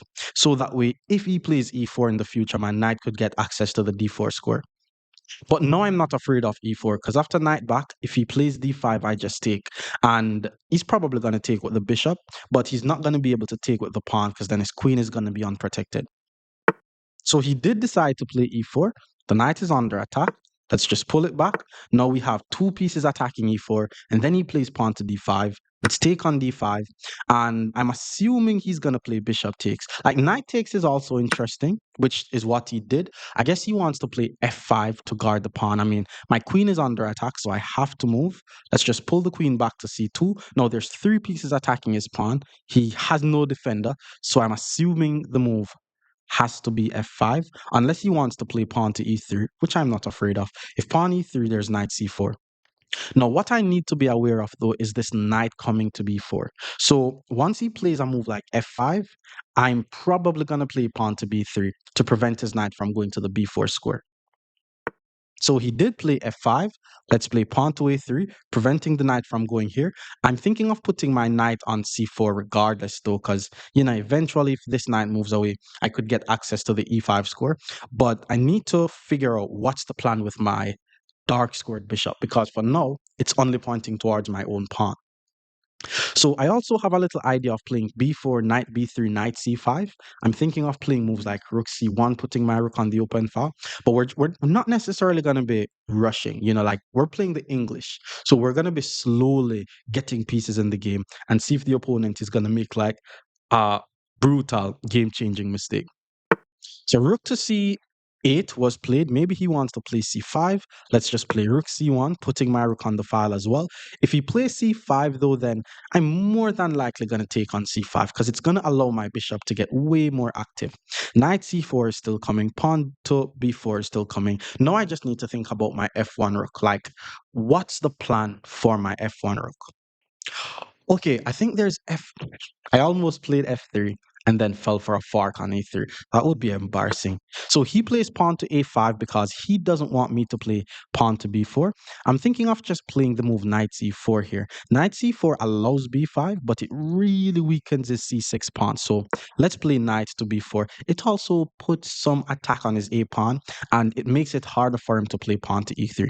If pawn to b5, I'm thinking of either putting my knight on e5, pulling it back to d2, or just play knight e3. Because if knight e3 takes, even though I have double pawns, my rook is going to be very active on the f file, and then my bishop is going to be able to target his f5 pawn. So I think that's fine. We did play pawn to b5. Okay, I'm leaning towards knight e5 or knight e3. Let's see which one of them we're going to play. If knight e3 takes, downside is the double pawn, upside is the rook and bishop activity. If knight e5 takes, bishop is still locked in. I'm not really seeing a lot that I get, so I actually prefer to play knight e3. Plus, his knight on the d5 square is actually very active. So the fact that I'm going to be able to get rid of that knight is definitely a plus for me. I think he needs to play something like knight to f6 or just knight b6. He decides to play knight b6. Guy's definitely playing some chess. Now I'm thinking queen e3 to attack this pawn, and then I could follow up with just doubling up my rooks on the c file. So queen e3, maybe he's going to take. No, queen e3 takes, queen takes, knight d5 is just good for him. If I takes, knight takes, queen e3, hmm. Okay, let's just keep things simple. Let's get the knight off the board. I'm assuming that he's going to take with the knight. And no, I may play. Oh, he took with the bishop. Why would he take with the bishop? What's the plan? Okay, I guess he wants to just apply a lot of pressure to my b3 pawn. But now I'm thinking of pawn to f3. Because once I play f3, his e3 pawn is under a lot of attack, which means he may have to take. And then my bishop takes, and then I'm going to be able to get some counter attack on his f5 pawn. So let's go with e3. And queen to f7 is also a very nice move. If he plays queen to f7, it means he's applying pressure to my b3 pawn twice. And there's two moves that I'm thinking of if he plays queen f7. Well, for one, I could just take on e4 and just trade the e pawn for the b pawn. But I'm also thinking of queen c5, seeing that way the queen is no longer going to be guarding the knight. So he decided to take on f3 first. Let's take with the bishop. And it's actually funny how I'm choosing to trade my bishops off the board. If I manage to trade the bishops off the board, which he immediately went for, his f5 pawn becomes a target. So that's what I'm seeing. So now I'm able to take on f3. His f5 pawn is now under attack twice. His c6 pawn is also under attack, but I may play rook f1 to apply more pressure to his f5. There's also pawn to e4. He decides to play the move queen to f7. So now he's guarding his pawn. But now I'm thinking of either rook f1 or pawn g4, like just applying pressure to the pin piece. Eventually, I still think his knight is going to be going to the d5 square. I really like the idea of playing pawn d5, like just sacrificing my pawn, but that's probably doing too much. I also love the idea of pawn to e4. Pawn e4 is such a nice move. The pawn is pinned, it's pp on the pp, and it's preventing the knight from going to the d5 square. Such a nice move. Now, if he has to play a move like pawn to g6, then he's going to be really weakening his king. And I'm going to be really thinking about pawn to d5 so that way my bishop is active. Probably not going to be playing it, but I'm going to be thinking about it a lot. I think I'm just better now because if he plays g6, I take pawn takes queen d2, hit the pawn on h6, and I'm hitting the pawn on a5. He moves the queen to d7, and my pawn here is guarded, which means that's just a free pawn. I'm thinking of either taking with the pawn or taking with the rook. I'm trying to see what's the difference between them both. Like if I takes, I'm threatening to push f6. If takes, rook here, he's attacking my pawn. If I takes, knight takes, no, if I takes knight d5, I'm expecting. But let's just take. Yeah, let's just take the pawn. I'm ahead by a pawn, so that's nice. First, at first slight advantage. I actually do believe that his knight is better than my bishop, to be honest. Especially once the knight goes to d5, because my bishop isn't really on a long diagonal. So something that I need to take care of. Queen to d2 hits the pawn, but then there's rook takes f5, and I think this is a very important pawn for me. That's a very weak pawn for him, but I'm not really seeing myself winning that pawn just yet. I'm thinking of playing rook to f1 so that way I'm able to play pawn to f6. There's also queen to let's just go queen to d3 here, actually. Queen to d3 is an important move, so that way there's no knight e3 once he gets his rook on the file. And I'm not really trying to win the game right now. There's still a lot of stuff that I need to do. For example, I'm probably going to pull my bishop back to c1, then to f4, then to e5. Like, if I could magically get my bishop to this e5 square, then it's going to be better than the knight, like there. But for now, I think the knight is better than the bishop. So the plan from here is probably rook f1, bishop c1, bishop f4, bishop e5. Rook to e8 was played. Not bad. There's no threats coming in my half of the board, so let's go rook f1. This is just me moving my rook out the way so that way I can play bishop c1. It's funny because my bishop is actually better placed if it's undeveloped on c1 than being on b2, because you never want to have your bishops just pointing towards your own pawns like that. So pawn to a4 was played. Uh, I could play pawn to b4, but I guess he wants to pull the knight back to b6 and then lodge his knight on the c4 square. So I'm going to take on a4 just so that way he has to take back, and it's going to give me enough time to pull my bishop back to c1. My bishop is also tied to the defense of the a3 pawn, but my queen and my rook is also guarding it. I'm also threatening to play pawn to f6, and he made it way easier for me because he puts his king on the same diagonal as my queen. So once I play pawn f6, now it comes with check, assuming he's going to play pawn to g6 to block the check, and then I may play pawn to f7, and then all of a sudden, I think I'm just completely winning here. Let's play pawn f7, hit the rook. Now he has to put his rook underneath the pawn, and this pawn on h6 is now the target. I'm thinking of playing queen to d2 to attack the pawn, but if I play queen to d2, there is queen to h3 to guard the pawn. So first I'm going to play the prophylactic king to g2, so that way his queen is not able to get to the h3 square, so that way the moment I play queen to d2, there's no way to guard the pawn. So he plays queen to d6. I think he wants to play pawn to g5. So queen to d2, there's pawn to g5. With that being said, let's play another prophylactic pawn to h4 before we play queen to d2. So that way, the moment the queen goes to d2, he's not able to guard h6, and if he pushes the pawn, I just take. So he pulls the queen back to d7. Now we play queen to d2, and now the game is just completely winning. I think he kind of has to push the pawn, but even if he pushed the pawn and I take, my rook is going to get access to h1, and it's going to be completely winning. Plus, he only has 20 seconds on the clock. I'm not going to lie though, like this guy played really well. I think he was the 1300 guy who beat me in that Italian game. Let's take on g5, and then once he takes, okay, this has to be a checkmate. We check on h1, the king has to move, and then queen to g5 is going to be a checkmate. So let's check on h1. The best move is for him to block with the queen, but nobody's going to play that. Once he moves the queen, it's just a checkmate. More English opening against 1300 players. Stick around. Our opponent is now 1300. We're playing the positional English opening. He decides to play pawn to d6. Let's continue with the plan. We're just trying to control some light squares. Pawn g6, we play knight c3. Now we have very good control over the light squares. And then after bishop g7, pawn to d3. Now, the opponent is actually playing the King's Indian versus the English opening. And usually when they play the King's Indian versus the English opening, I like to play the Botvinnik variation of the English. And the Botvinnik variation of the English basically means you're going to play pawn e4. So we still get control over the light squares, but you need to be aware of the fact that you could say you're blocking in the bishop, but whenever they play the kid, your bishop is not going to be as active on this diagonal because of this pawn c6 move. So now I'm trying to play moves like knight to e2, pawn to f4, and then I'm going to try to start an attack on the opponent's king that way.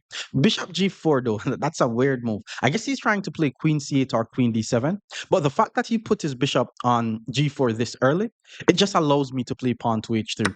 And he's also giving up his bishop for a knight too early on in the game. So that's already one slight advantage that we're going to be just putting aside. That's how you play the English. You just add up the slight advantages. Now, the question is, how do we recapture? Like, I should be able, let's just take with the queen so that way I'm moving a new piece each time. And then he plays pawn to e5. Let me just get my king out the center of the board. And we should be able to start an actual attack on the opponent's king, playing the Botvinnik version of the English. So queen to b6 was played, but again, this is just helping us to get all our slight advantage. We already have a slight advantage because he gave up the bishop for the knight.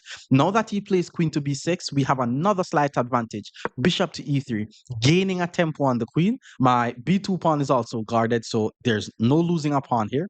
So we already have two slight advantages. Remember, being an English opening, being an English player, you just need to add up the slight advantages that the opponent gave you. Because now we wasted time with his queen, and then now we start our attack. All our minor pieces are developed, which means it's time to get our major pieces in the game. And getting the major pieces in the game has a lot to do with pawn breaks. So pawn to f4, and now I'm just trying to get my rook very active. Rook to e8 was played. Now, we're actually not going to be taking on e5. I mean, if I take on e5, he takes on e5, I gain nothing from that. And we all know that to take is a mistake. So here's how I'm going to continue. Not sure if you guys would see a move like this, but I'm going to actually play pawn to f5. It still keeps my rook active because eventually I may take, but it also ensures that his rook is not active and his bishop is not active. My plan from here is just to throw my pawns on him. And yes, I will be pushing pawns on the side that my king is on, but there's just nothing that he's able to do. So now that he plays pawn a6, maybe he's trying to play pawn to b5. I'm not really seeing what that does though, so let's just continue with our attack, pawn g4. This is basically the dream of the Botvinnik variation of the English. Like, this is actually what we're playing for. Once we have the pawns up the board, there's a lot of ideas where we could actually be playing up a piece without having the extra piece on the board. But if it happens, I'm going to tell you. So pawn to b5 was played. Doesn't really do much. My pawn is guarded here. If he attacks my knight, I'm just going to move it. So let's just play pawn to g5. Let's continue with our attack, forcing the knight to move. Knight to h5 is what I'm expecting. But knight h5 is actually not a good square for the knight. I think the knight is going to be, you could say the knight is going to be trapped on h5 because it doesn't really have a lot of squares to move to. And once I eventually play a move like bishop to f3, then I'm just going to be able to take the knight. So he decides to pull the knight back to d7.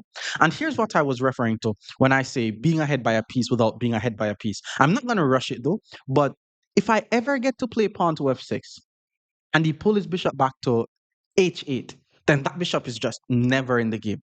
But I'm thinking of just holding on to the tension. Like, I think it's best to just keep bringing more pieces in the game before I start rushing anything. So because I know that most of the action will be taking place on the f file, I mean, I'm not expecting him to take because the take is a mistake. But if he decides to take my c pawn, then a lot of the action could take place on the d file. With that being said, I'm just going to play the move rook to f2, slight improvement of my position, just being very disciplined, being very patient with the whole idea of I'm trying to ensure that all my pieces are in the game before I launch that attack on him because my rook on a1 isn't really doing much. So knight c5 was played. Case still not really attacking anything. Knight doesn't really have a lot of good forward moves. In fact, pawn b4 actually just chases away the knight, but no need to do all of that. Let's just bring all our pieces in the game. We managed to double up the rooks on the f file. He finally develops his knight to d7. And again, if I chase this knight away, he's going to pull the knight back to b7. If I take on g6, he takes with the f pawn. Rook to f7 doesn't really give us much. So let's just be patient. Like, remember, our average move is going to be better than the opponent's average move. So let's play pawn to h4 here. Continuing with our attack, I'm trying to play pawn to h5, just to put a lot of pressure on his position. For example, Notice this bishop on g2 is not really doing much because it's pointing towards my own pawn. Now I'm thinking of moves like bishop h3, putting it on this diagonal. Okay, now he plays pawn to f6.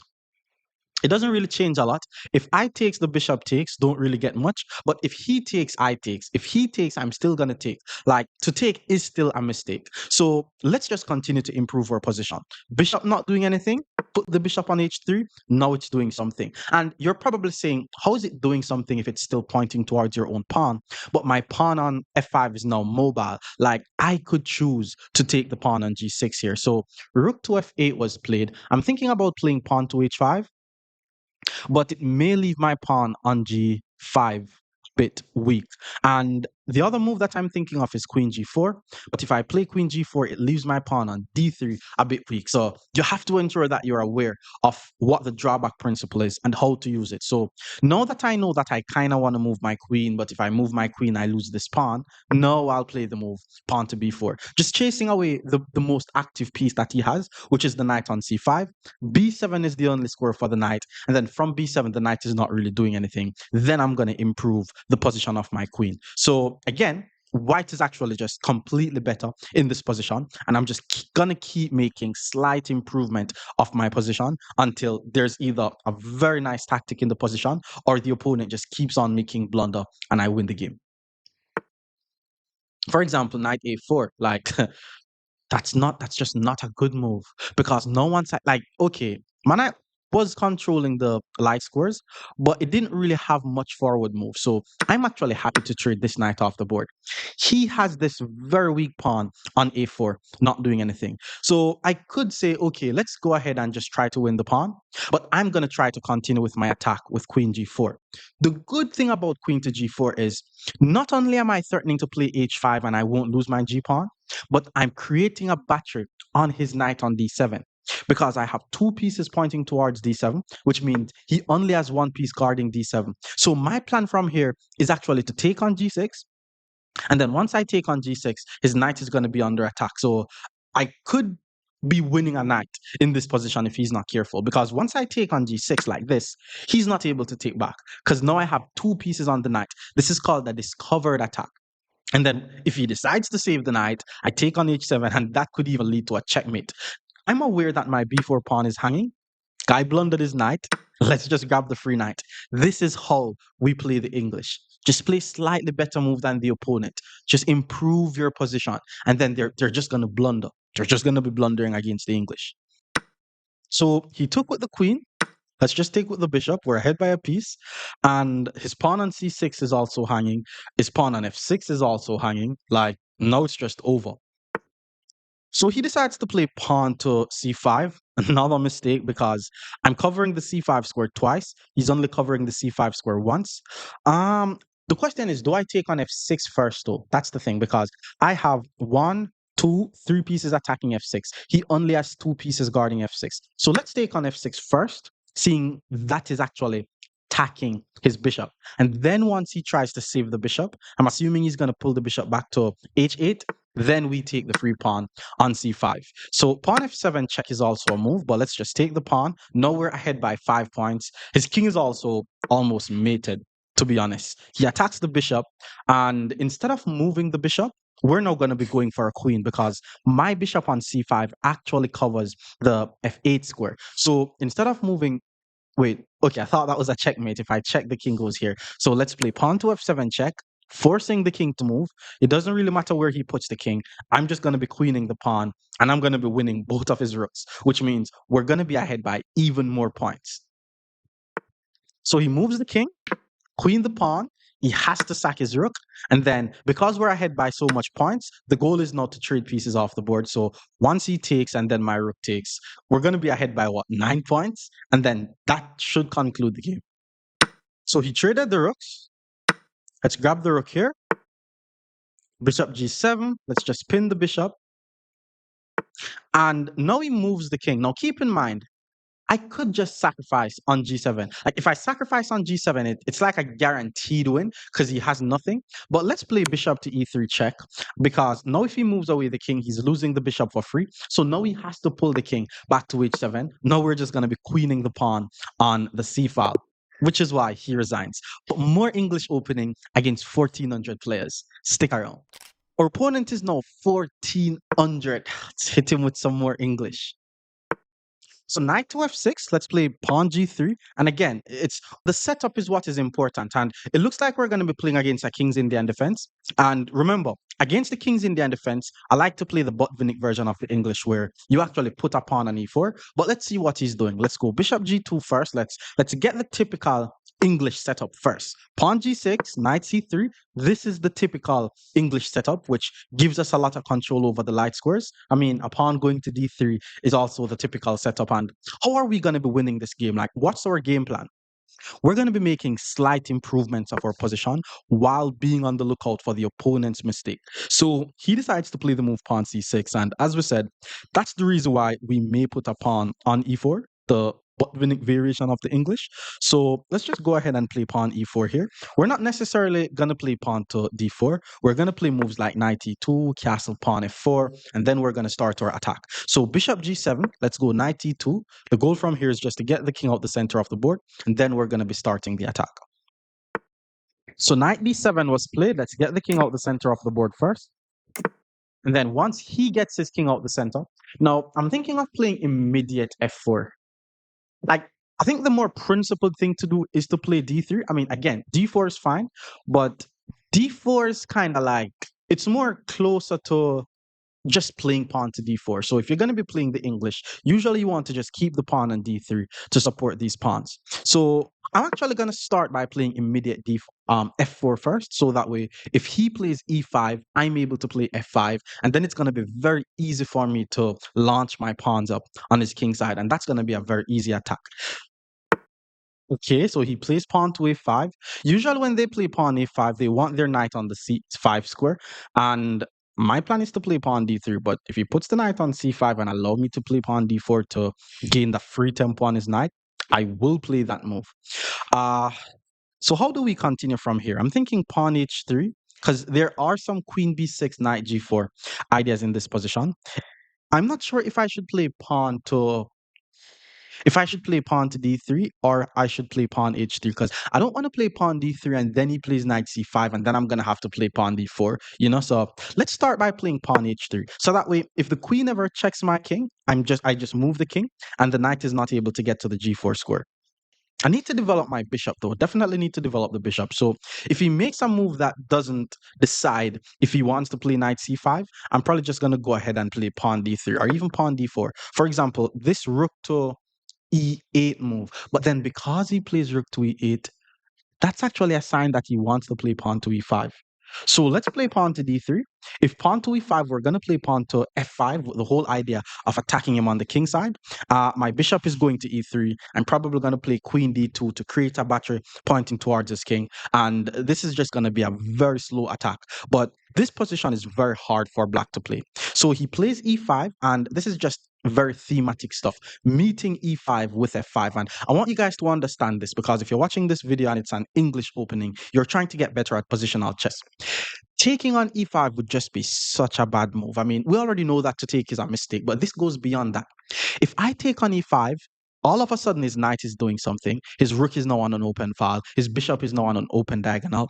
But if I decide to play the move pawn to f5, now the knight is not able to go there. Now the bishop is blocked out on this diagonal, and the rook is also blocked out on this file. And then my plan is very simple. I want to play pawn g5. I want to just push the pawns up the board and have the two pawns here. And then in some line plays move like pawn f6 and then just trap all these pieces out the board, out the game. So knight to c5 was played. Doesn't really do much. I mean, he's applying some pressure to my pawn on d3, but it's guarded. e4 is guarded. So we're just going to be continuing with the plan. Let's play pawn g4.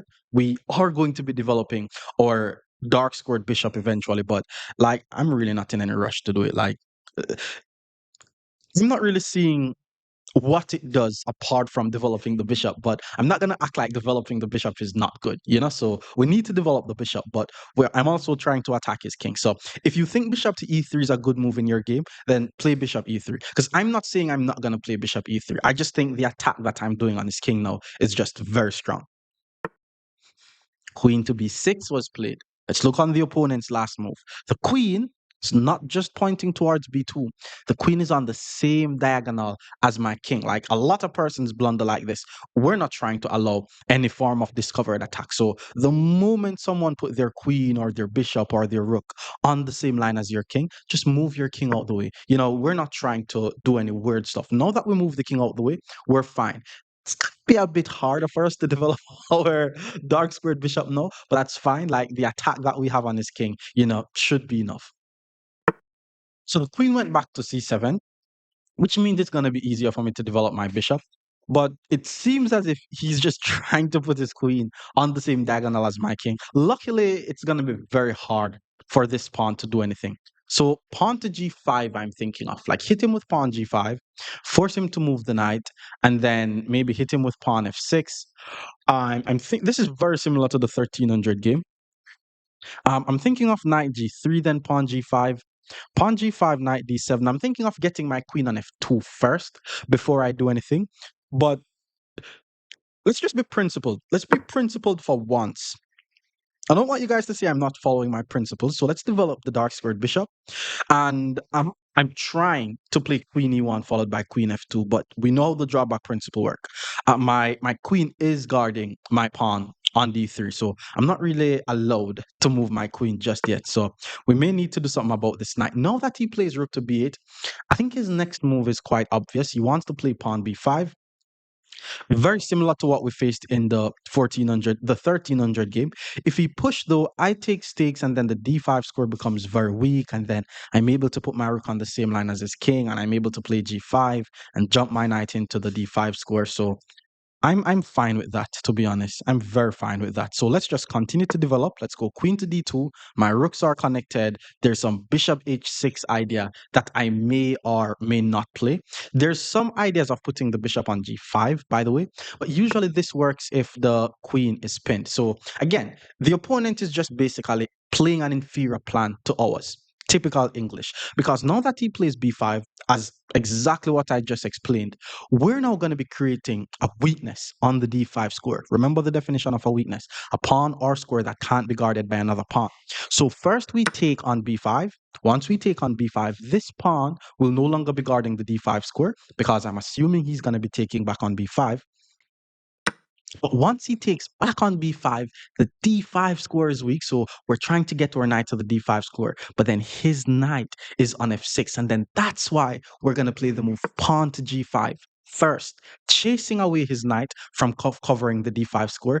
Then we jump in with our knight on the d5 square. And then just like that, I could confidently say white is clearly better.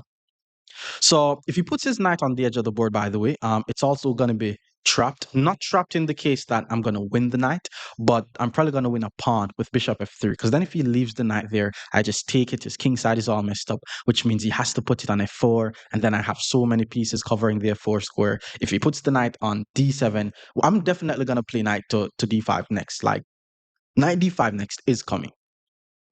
So knight h5 was played. The knight is on the edge of the board. First, we're going to play knight d5, attacking the queen.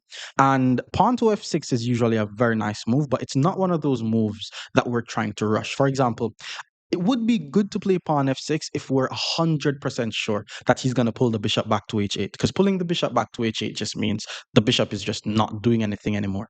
I'm assuming he's going to play queen d8 because he's trying to keep this pawn guarded. My a rook is now the only piece that is not really doing anything. So again, rook to c1 is going to be my next move, slightly improving our position, not trying to rush anything because all our pieces are doing something. And maybe you're saying my bishop on g2 is not doing anything. You are correct, but once I put it to f3, it will be doing a lot. So he decides to play queen to c6, and I want to say it's a drawback mistake because his a pawn is hanging. But then if I punish him for a drawback mistake, he punishes me for a drawback mistake. With that being said, first I'm going to play rook c1, putting my rook on the same line as the queen, which means the knight is pinned, and then I'm trying to take on a5 because his d pawn is just not going to be doing anything. So another problem that he has to solve. All right, so he voluntarily decided to pull the bishop back to f8. I guess it's the guard d6. d4 I'm slightly thinking of because if I play d4, he has to take. But then I'm weakening my e pawn, but the bishop is on the same line as his queen. So That's something like, for example, if I push takes push, I'm actually threatening to win his queen, but I'm not trying to play hope chess. Like push takes, knight takes, hit the queen. He's just gonna move the queen. What happens if we just take the? What happens if we just take the free pawn now, though? If I take, there's rook to a8. Maybe he's trying to regain the a pawn, and then I'm gonna have to pull the queen back. And then once I pull the queen back, he takes on a2. But then if he takes on a2, knight to b4 would be a fork because the pawn will no longer be on the b4 square. So let's just go ahead and take the free pawn. He's not able to take my pawn due to the pin. And rook to a8, it seems as if he's regaining the pawn, but it's not. So we're already ahead by a pawn. He also only has a minute on the clock. So it looks like we're just going to be winning this game without even checkmating his king. So he attacks the queen. Let's just pull the queen back. This is not hope chess. If he wants to take the pawn, that's on him. I'm going to fork him. Otherwise, I was threatening to play pawn b4 to apply pressure to the pin knight. He decided to fall for it. Again, that's on him. Let's hit him with knight b4, forking both the rook and the queen, which means he has to move the queen. And he also has to move the queen to a8, so that way he keeps his rook guarded. But it doesn't really matter. I'm just going to take the rook, and that's just going to be extra material for us. I want you guys to just understand how crushing these types of positions are, especially when you're able to have a pawn on f5 and a pawn on g5 just chilling. Like he puts the queen on b7, which means it's just a free rook. Oh, okay. He plays knight b3. He's basically forking back, but I'm ahead by a rook, which means once I move my queen and he takes, and then I decide to take back, I'm not going to be ahead by a piece. So instead of being ahead by 5 points, I'm going to be ahead by 3 points. Still completely winning. Now I just need to keep bringing more pieces in the game. Bishop to d7. He's obviously trying to play rook c8, but if he's trying to trade, that's on him. Let's get the knight back in the game. Knight was not doing anything. Queen to c7 would have also been a very strong move. So he attacks the queen. Let's just move the queen.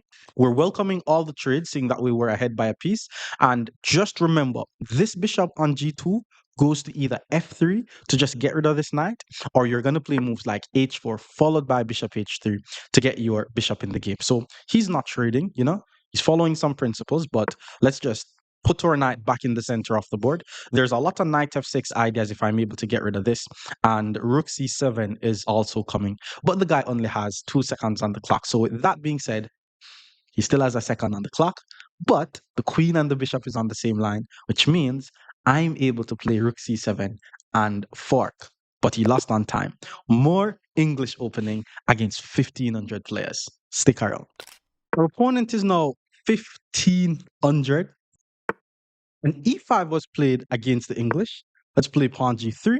The whole idea, as we said, is to target their light squares. So we're going to be playing moves like knight c3, bishop g2, pawn d3, the regular stuff.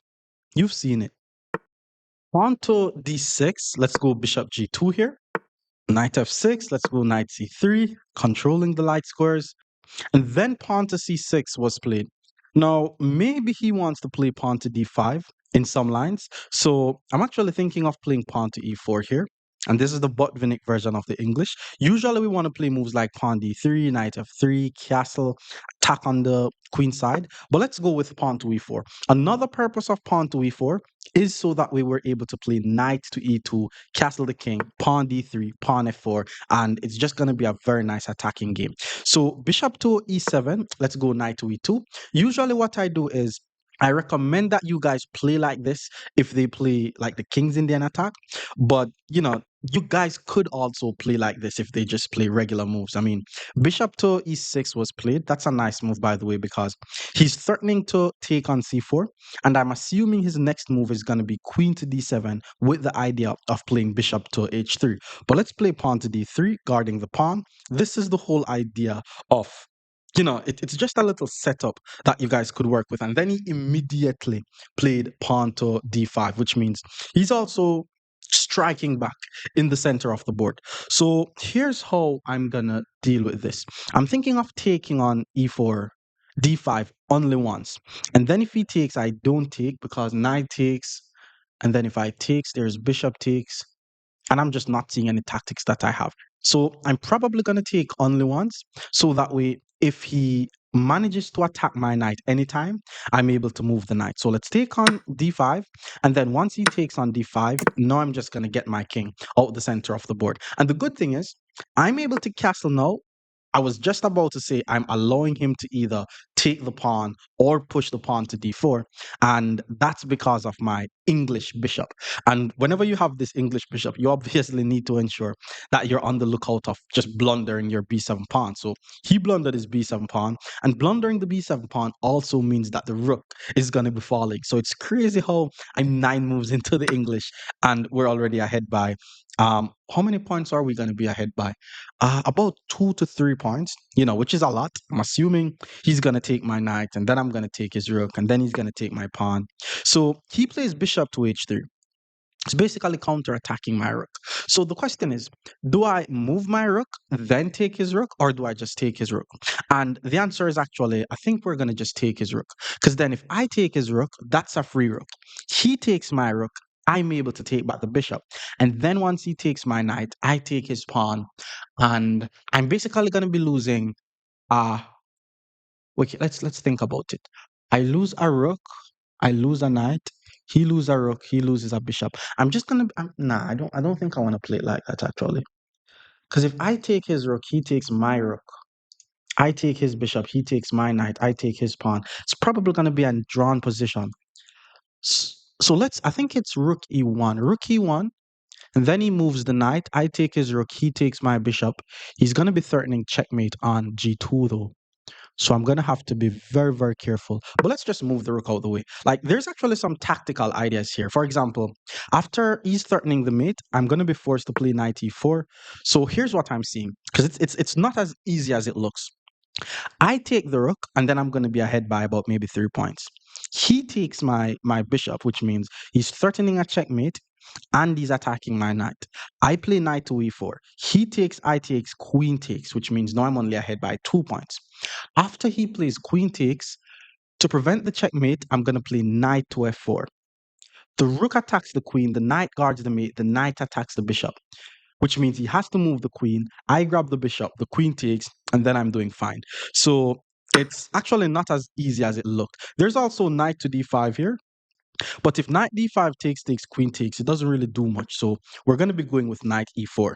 And that's one thing that you guys need to keep in mind. Like, if you're going to lose your light squared bishop, just ensure that you're aware of the fact that you could be potentially weak on the light squares. Because now he plays pawn to h5, and I'm not gonna lie, this guy's playing pretty aggressive. Like, he wants to play pawn to h4, he wants to open the line for his rook, and he wants to start some attack. I need to ensure that I quickly get my pieces in the game, and he's actually not going for this free pawn. Pawn to f4, I'm thinking of, but then after takes, queen takes, then he's really going to be threatening a checkmate on g2. And if I play bishop to g5, trying to prevent h5, then he's just going to take. And then if I takes, I lose my bishop. So how do we develop here? I think it's just pawn to f3. And pawn to f3 also just protects my knight. So why not? Pawn f3, pawn h4. And then I could think about developing my pieces normally after that. Still not the easiest position though. Right, the thing is, I don't want to be playing pawn moves, and I don't want to be pushing pawns on the side that my king is on. Like, I'm just gonna develop my bishop to d2, actually. Like, I have to get my pieces in the game. I'm actually thinking about moves like queen a4, bishop b4 to trade the pieces off the board, especially since I'm the one who is ahead in material, but he definitely has some compensation for it. And I'm not expecting him to castle in this position, because if he castles, then his rook is no longer going to be in the game. So I'm expecting him to play pawn h4, and then I play queen a4, just trying to get my pieces active. And I'm still not afraid of him winning this pawn, because my rook is basically on the line of everything. So he's going to play h4 takes. I'm still yet to decide how I'm going to take back, if I'm going to be using the h pawn or the f pawn. Probably going to be using the h pawn though, but let's just watch and see what happens, to be honest. So he did play pawn to h4. Let's continue with the plan. Queen to a4, pinning the knight. And while I was looking on the position, I actually came to the realization that I actually don't have to take with any other pawn. I could actually take with the e knight, not the e4 knight. Because if I take with the e4 knight, I'm going to be getting checkmated on g2. But if I take with the e knight, then I'm supporting my knight on a4, which means it's also going to be harder for him to get his queen to g2. But this is something that could happen. Maybe I said it already, but if you lose your light squared bishop, ensure that you're not too weak on the light squares. Because sometimes you're actually going to be too weak on the light squares, and it's actually best for you to keep the light squared bishop instead of trying to win an exchange. So he decides to play king to f8. Also makes some sense. He's just trying to get out of the pin, to be honest, and he's also keeping the tension. So he's playing very smart. Now bishop to g5 could make some sense. Because if he takes on e4, now I'm able to take on e7 with check. Okay, like why not just play bishop b4 though? Like I don't need to complicate the position. Yeah, we're ahead in material. Let's just get the pieces off the board. Bishop to b4, trading the pieces off the game one move at a time. And again, we're still not afraid of this because of knight f4. Knight f4 is just a very nice resource to have, basically. And then I'm thinking of getting my a rook in the game. Like once my a rook joins the game, then all my pieces are going to be doing something, and I'm not going to be afraid of his attack anymore. So he took on g3, and as we said, I'm trying to take with the knight. Taking with the knight is very interesting because now I take with the knight. Both of these knights supports each other. My rook is also guarding. I just need to be aware of the fact that I should not move my e knight, because if I move my e knight, then I'm going to get mated. Otherwise, from that, I could say his queen is not doing anything. Plus, I have this pass pawn on the c file, so even pushing this pawn up the board could be a plan. So he took the bishop. It's a no-brainer. Let's just take back, check the king. He moves the king, and now I'm actually thinking of taking on f6 with check. And then after he takes back, I play knight e4. Like that's gonna allow me to trade some pieces off the board. But I'm not sure. I'm not sure. Let's remain principled. Let's play rook c1, so that way it's easier for me to push my pass pawn up the board. Like there's actually no attack here anymore. Like it looks dangerous because of the fact that if I move my knight, I'm gonna get mated. But I think that's only it. Now what I'm seeing is if I take with the knight, he may want to play pawn to f5, and then if I move my knight, I'm gonna be getting mated. So with that being said, I'm just gonna take with the pawn.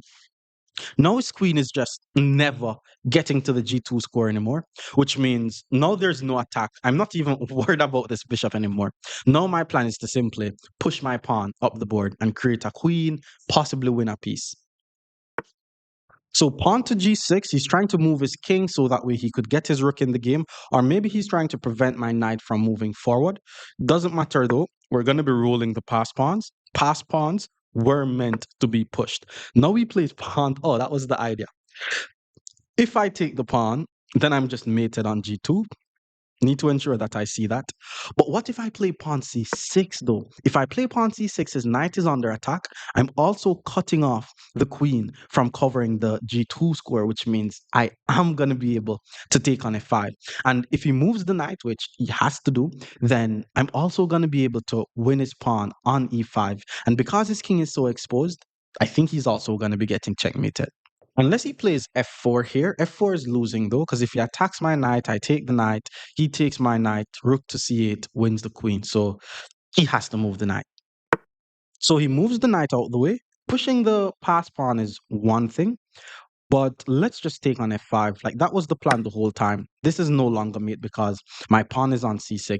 If he takes on f5, we take on e5.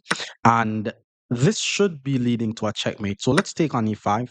Slightly afraid of pawn to f4, but just my chess understanding is telling me that this should lead to a checkmate. For example, pawn f4, I'm thinking of checking the king. I'm also thinking of just playing rook to e7. The guy's just trying to trick me at this point. Like he pulls his knight back to d7 because if I take the knight, then I'm going to be getting checkmated on g2. But let's just go for the checkmate. Like I could check here. He moves the king. Or I'm no, no, no. What I said before was playing rook to e7. Once I start by playing rook to e7, queen to c4 check will be leading to a checkmate. I mean, the guy's just trying to trick me, to be honest. But his king is just so exposed at this point. Now that he puts his queen on f8, we're now just going to be checking him on c4. Because once we check on c4, the king has nowhere to go. So he has to block with the queen. And then we're going to take the queen. And that's going to be a checkmate. So let's check on c4. The queen has to block. He resigns. More English against 1,600 players. Stick around. Opponent is now 1600. Let's go with the English opening. On to e6. Whenever they go c6 or e6 followed by d5, as we said, we're just going to take on d5 and it's just going to be too tricky for them. So we take on d5. Once they take back on d5, assuming with the pawn, I mean, he could take with the queen, but there's knight f3.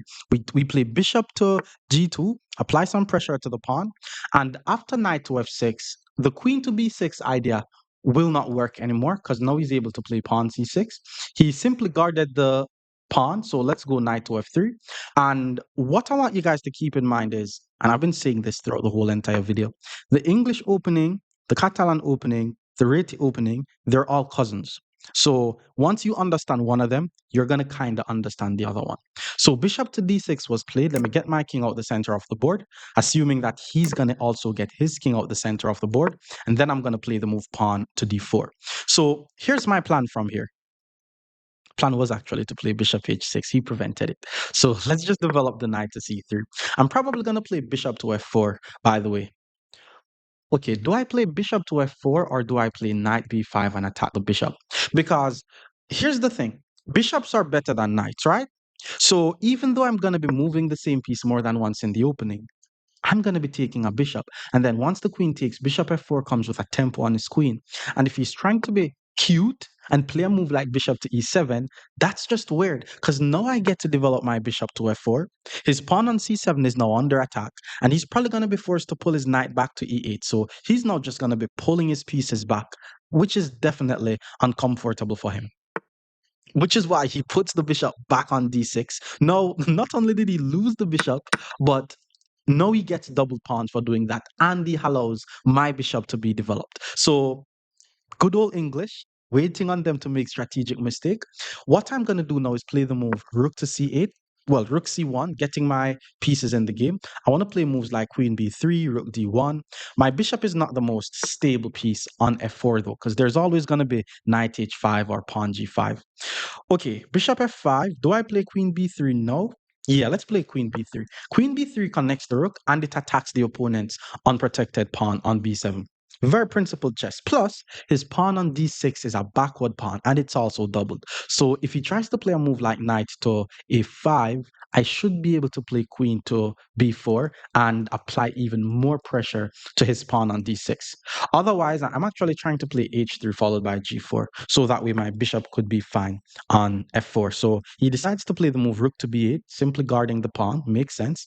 Now I'm going to play the move pawn to h3. I want to play pawn g4 so that way if my bishop is under attack, I can always pull it back. And that way I'm going to be able to ensure that my bishop keeps an eye on this d6 pawn. And if that happens, I'm going to be able to play queen to a3 and attack d6. So rook to e8 was played. My pawn on e2 is under attack.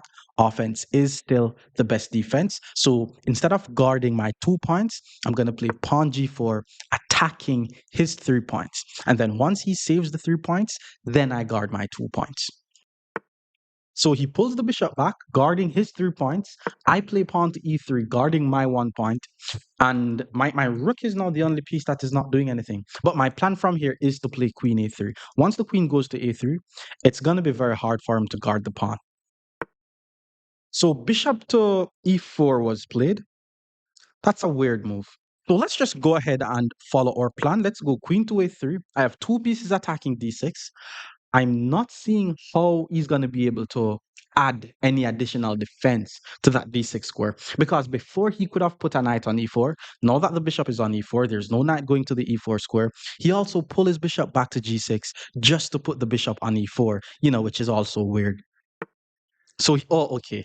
He has rook to e6. Didn't see that. But, nah, there's no buts. I just didn't see that.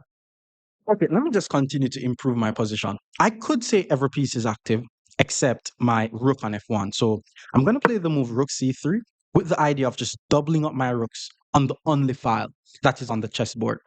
His pawn on d6 and his pawn on d5 is just going to be weak the whole entire game. So let's not be in any rush. Let's follow the plans in the English. Let's get all the pieces in the game. Let's play strategic and then punish him for his strategic and positional mistakes.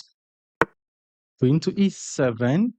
Okay. I mean, I'm not really sure why, but I guess he's just trying to find more ways to guard his d6 pawn. Let's keep bringing more pieces in the game. Like, I have no weaknesses in my position, by the way, or no real weaknesses in my position, and all my pieces are doing something. I'm also thinking of playing the move knight to d2 eventually, just to get this bishop off of my half of the board. But then he decided to help me to do it and give up his bishop for a knight. So let's just take on f3. And then he plays knight to e4. I guess that was his idea. If I takes, oh, he blundered. This is the English. We wait on them to make the positional mistakes. Here's why it's a blunder. He's about to lose the pawn because if, let's say, I take the knight, right? So forcing move the pieces on my half of the board, I'm trying to neutralize it. If he decides to take with the rook, it's a drawback. I'm going to take with my bishop, which forks the queen and his rook, and that's lost. If he decides to take with the pawn, I hit him with pawn to d5, which forks the knight and the rook. Now he has to save one of them, and then I'm just going to take the other one. So rook to g6 was. I need to be careful, actually. I need to be careful. There's a lot of pieces pointing towards my king, but hey, let's take the knight. Then we start thinking about that. So he decides to take with the pawn. And then rook takes is just another free pawn, plus his d6 pawn is going to be under attack. I just need to ensure that there's no like cute sacrificial ideas. For example, if I takes and he plays queen here and I takes and he sack and I takes and then queen takes, I should be able to just block with my bishop. So let's just take on c6. Now I'm ahead by 3 points. And I have one, two, three pieces attacking his d6 pawn. He only has two pieces guarding the d6 pawn. So queen to h4 was played. Was definitely expecting that move. And then my pawn on h3 is also hanging. So I think I have to play king to g2 here. It's not a move that I want to play though. Wait, let's stop thinking defensively for a while. What if I play rook takes d6? If rook takes d6, queen takes h3, there is rook takes g6. And then after pawn takes g6, um after pawn takes g6, there's bishop takes b8. And then if queen takes g4, there's just pulling the bishop back to g3. Hmm, what am I missing? Take on d6. If he sack the yeah, let's just take. If he sacks the rook, I'm just chilling. If he takes on h3, he's gonna lose yet another rook. A queen by itself is not gonna be enough to checkmate me. Maybe he could try a perpetual check, but because my bishop is gonna be on g3, then there's just nothing there.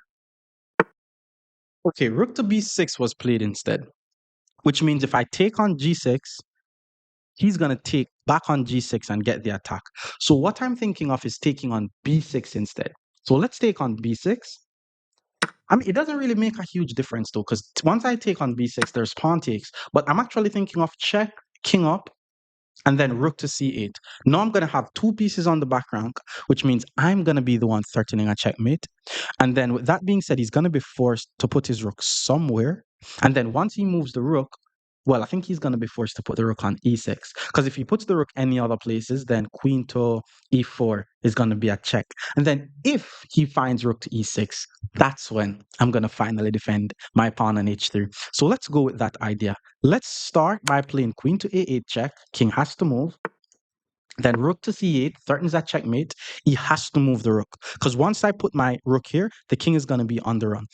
He has to also put the rook on the e6 square. Because if the rook doesn't go on e6, my queen takes on e4 with check. Wait, did I miss something? Is there a perpetual check here that I didn't see?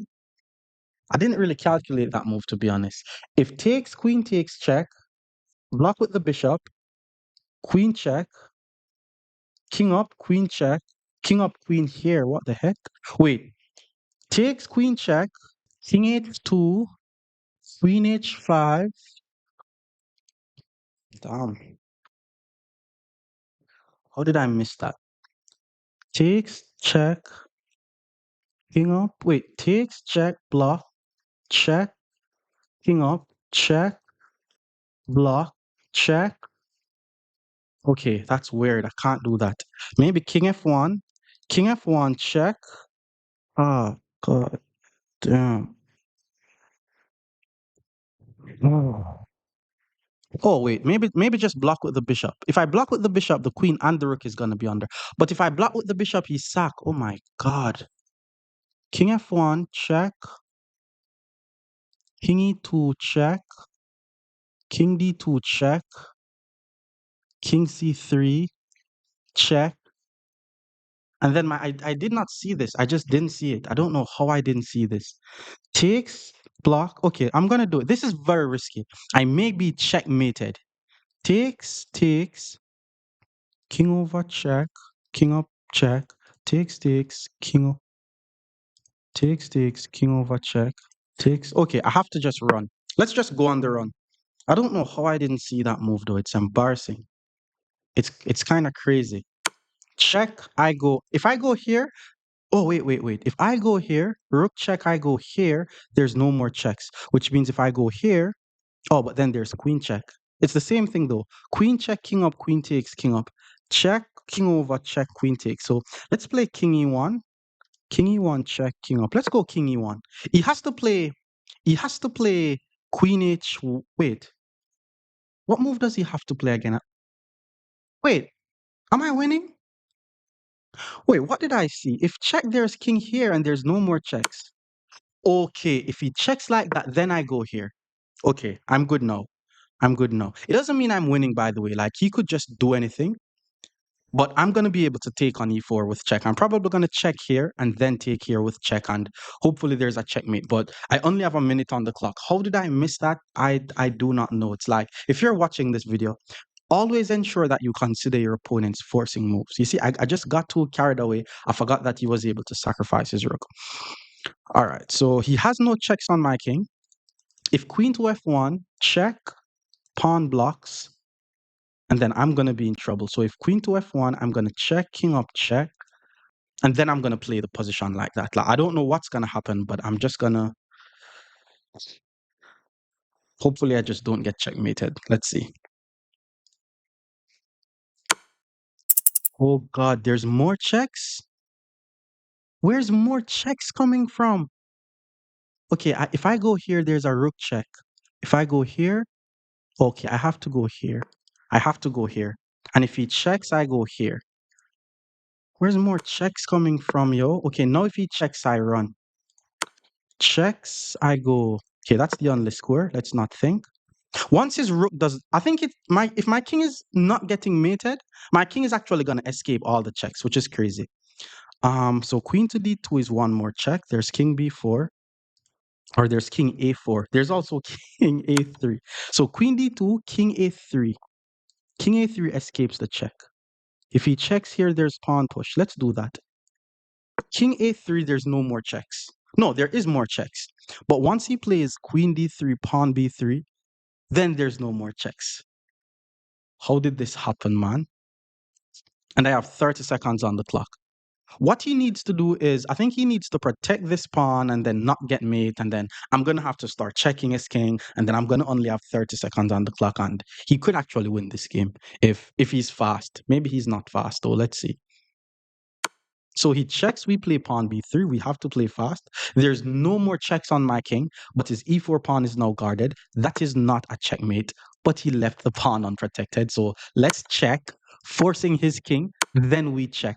And okay, maybe it's not going to lead to a checkmate. So he moves the king. Now I check on f5. Oh no. I thought that was made. Check, king takes. Check, king back. Oh, check here. If king back, then I check here. And then the king has to go back. Then I check here again. 11 seconds though. Backside. What the fudge?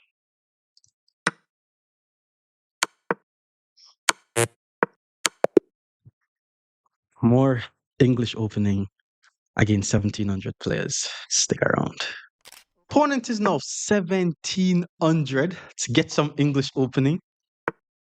E5 was played. Let's play pawn g3. Again, the whole idea is to control the light squares in the center of the board. And then pawn to g6. It looks like we're going to be seeing King's Indian versus the English. So maybe we're going to be playing the Botvinnik version of the English, but let's just watch and see. Let's put the bishop on g2 first. Our knight is going on c3. Now we have very good control over the d5 square. And I'm expecting moves like pawn d6, maybe pawn f5, knight f6. And here I'm going to go ahead and play pawn to e4, seeing that he's going to be playing the King's Indian version, because I want to play knight e2 castle, and I'm also trying to play pawn to f4. So he plays bishop to e6.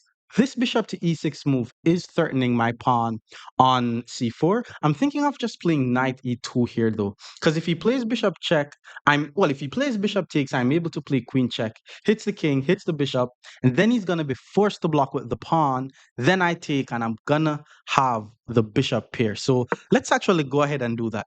So basically, I don't have to guard the pawn, and he saw it. He plays knight to c6. Now I'm going to play pawn to d3 and then continue with my development. So basically, I'm going to castle my king, and I'm going to play pawn to f4. What black needs to do is also try to play pawn to f5. So he plays knight e7. Before I castle, I'm going to go ahead and immediately play pawn to f4, and probably then I'm going to castle my king. It's going to be slightly more difficult though, because he has a lot of pieces covering the f5 square, and then he also played pawn to f5 himself. Let me now just go ahead and castle the king. I'm not necessarily in a rush to take on e5. If he takes on e4 though, and then I have to take on e4, then my pawn on c4 may be hanging. So what I'm going to do here is play the move knight to d5, putting my knight on this very nice d5 square. It's not necessarily an outpost, seeing that way a pawn is able to attack my knight soon, but let's see how he's going to respond to this. Queen to d7 was played. It's a decent move. I mean, he's connecting his rooks. All his pieces are active. I'm trying to finish my development though. So I'm thinking of moves like bishop to e3 here. If bishop to e3, however, my bishop is guarding my b2 pawn. And if takes, bishop takes b2, I should be able to play rook to b1 though, which attacks the bishop. And then once the bishop moves, I'm going to take on b7. So yes, there is a drawback of me moving my bishop from c1 to e3, but I know that I'm going to be able to play rook to b1 because his pawn on b7 is unprotected. So I'm going to follow up here with moves like queen to d2, and then I'm going to figure out what I'm going to do with the tension that is in the center of the board. Usually, us stronger players, we're not going to just take something just because we can. For example, if I take on e5, I'm helping his pieces. If he takes on f4, he's helping my pieces. So I'm only going to take on e5 or f5 if it benefits my position. Now he decides to play the move knight to d4, which is also a very strong move because pawn to c6, as we spoke about, could now be a possibility. If I take on d4, he takes with the pawn, my bishop is under attack. If I take with the bishop, I'm giving up the bishop here. So let me just play the move queen to d2 here. Let me just connect my rooks. If he plays pawn c6, I'll take on e7, and then I'll just try to start an attack, either on the queen side or on the king side, sometimes even in the center. That, like, my position is very flexible. So, well, I wouldn't recommend the move that he just played because he had a very strong knight on a very strong square, and he's just making too many knight moves. Let's just take though. He needs to play. Yeah, that's the move that you needed to play, bro. No, I'm not gonna just pull my knight back because that would be wasting time. So I'm just gonna take on e7. He decides to take on e7, and if I take on e5, not seeing what that gives me. If I take on f5, I'm not seeing what that gives me. This rook on a1 needs to join the game. I'm thinking of either rook to d1 or rook to e1. Maybe I want to play pawn d4, maybe not. I'm actually not sure where to put the rook. Let's put the rook on e1 actually. Like, I think I'm going to try to open the e file and try to get some tactics on the e file. Like, I think wherever I put the rook, that's where I should try to make something happen. I'm still thinking about moves like pawn to h3 followed by pawn to g4. So that way I could force him to release the tension. Okay, he finally decided to take on e4. If I take with the pawn, it seems fine. For some reason, I prefer to take with the bishop, though. No, no, no, no, no. No, we're taking with the pawn. And I'm taking with the pawn because his pawn on d6 is a backward pawn. So I actually have a very nice plan from here. My plan from here is to just target the backward d6 pawn. Again, it's an English opening. The whole idea is to improve your pieces until the opponent makes a strategic or a positional mistake, and then you punish them for it. So queen to d7 was played. I'm expecting bishop to g4 or bishop to h3, and I'm actually not afraid of bishop to h3 because my bishop is currently pointing towards my own pawn. But the move I'm thinking of is either rook to d1 or queen to d2, because now my target is d6 pawn.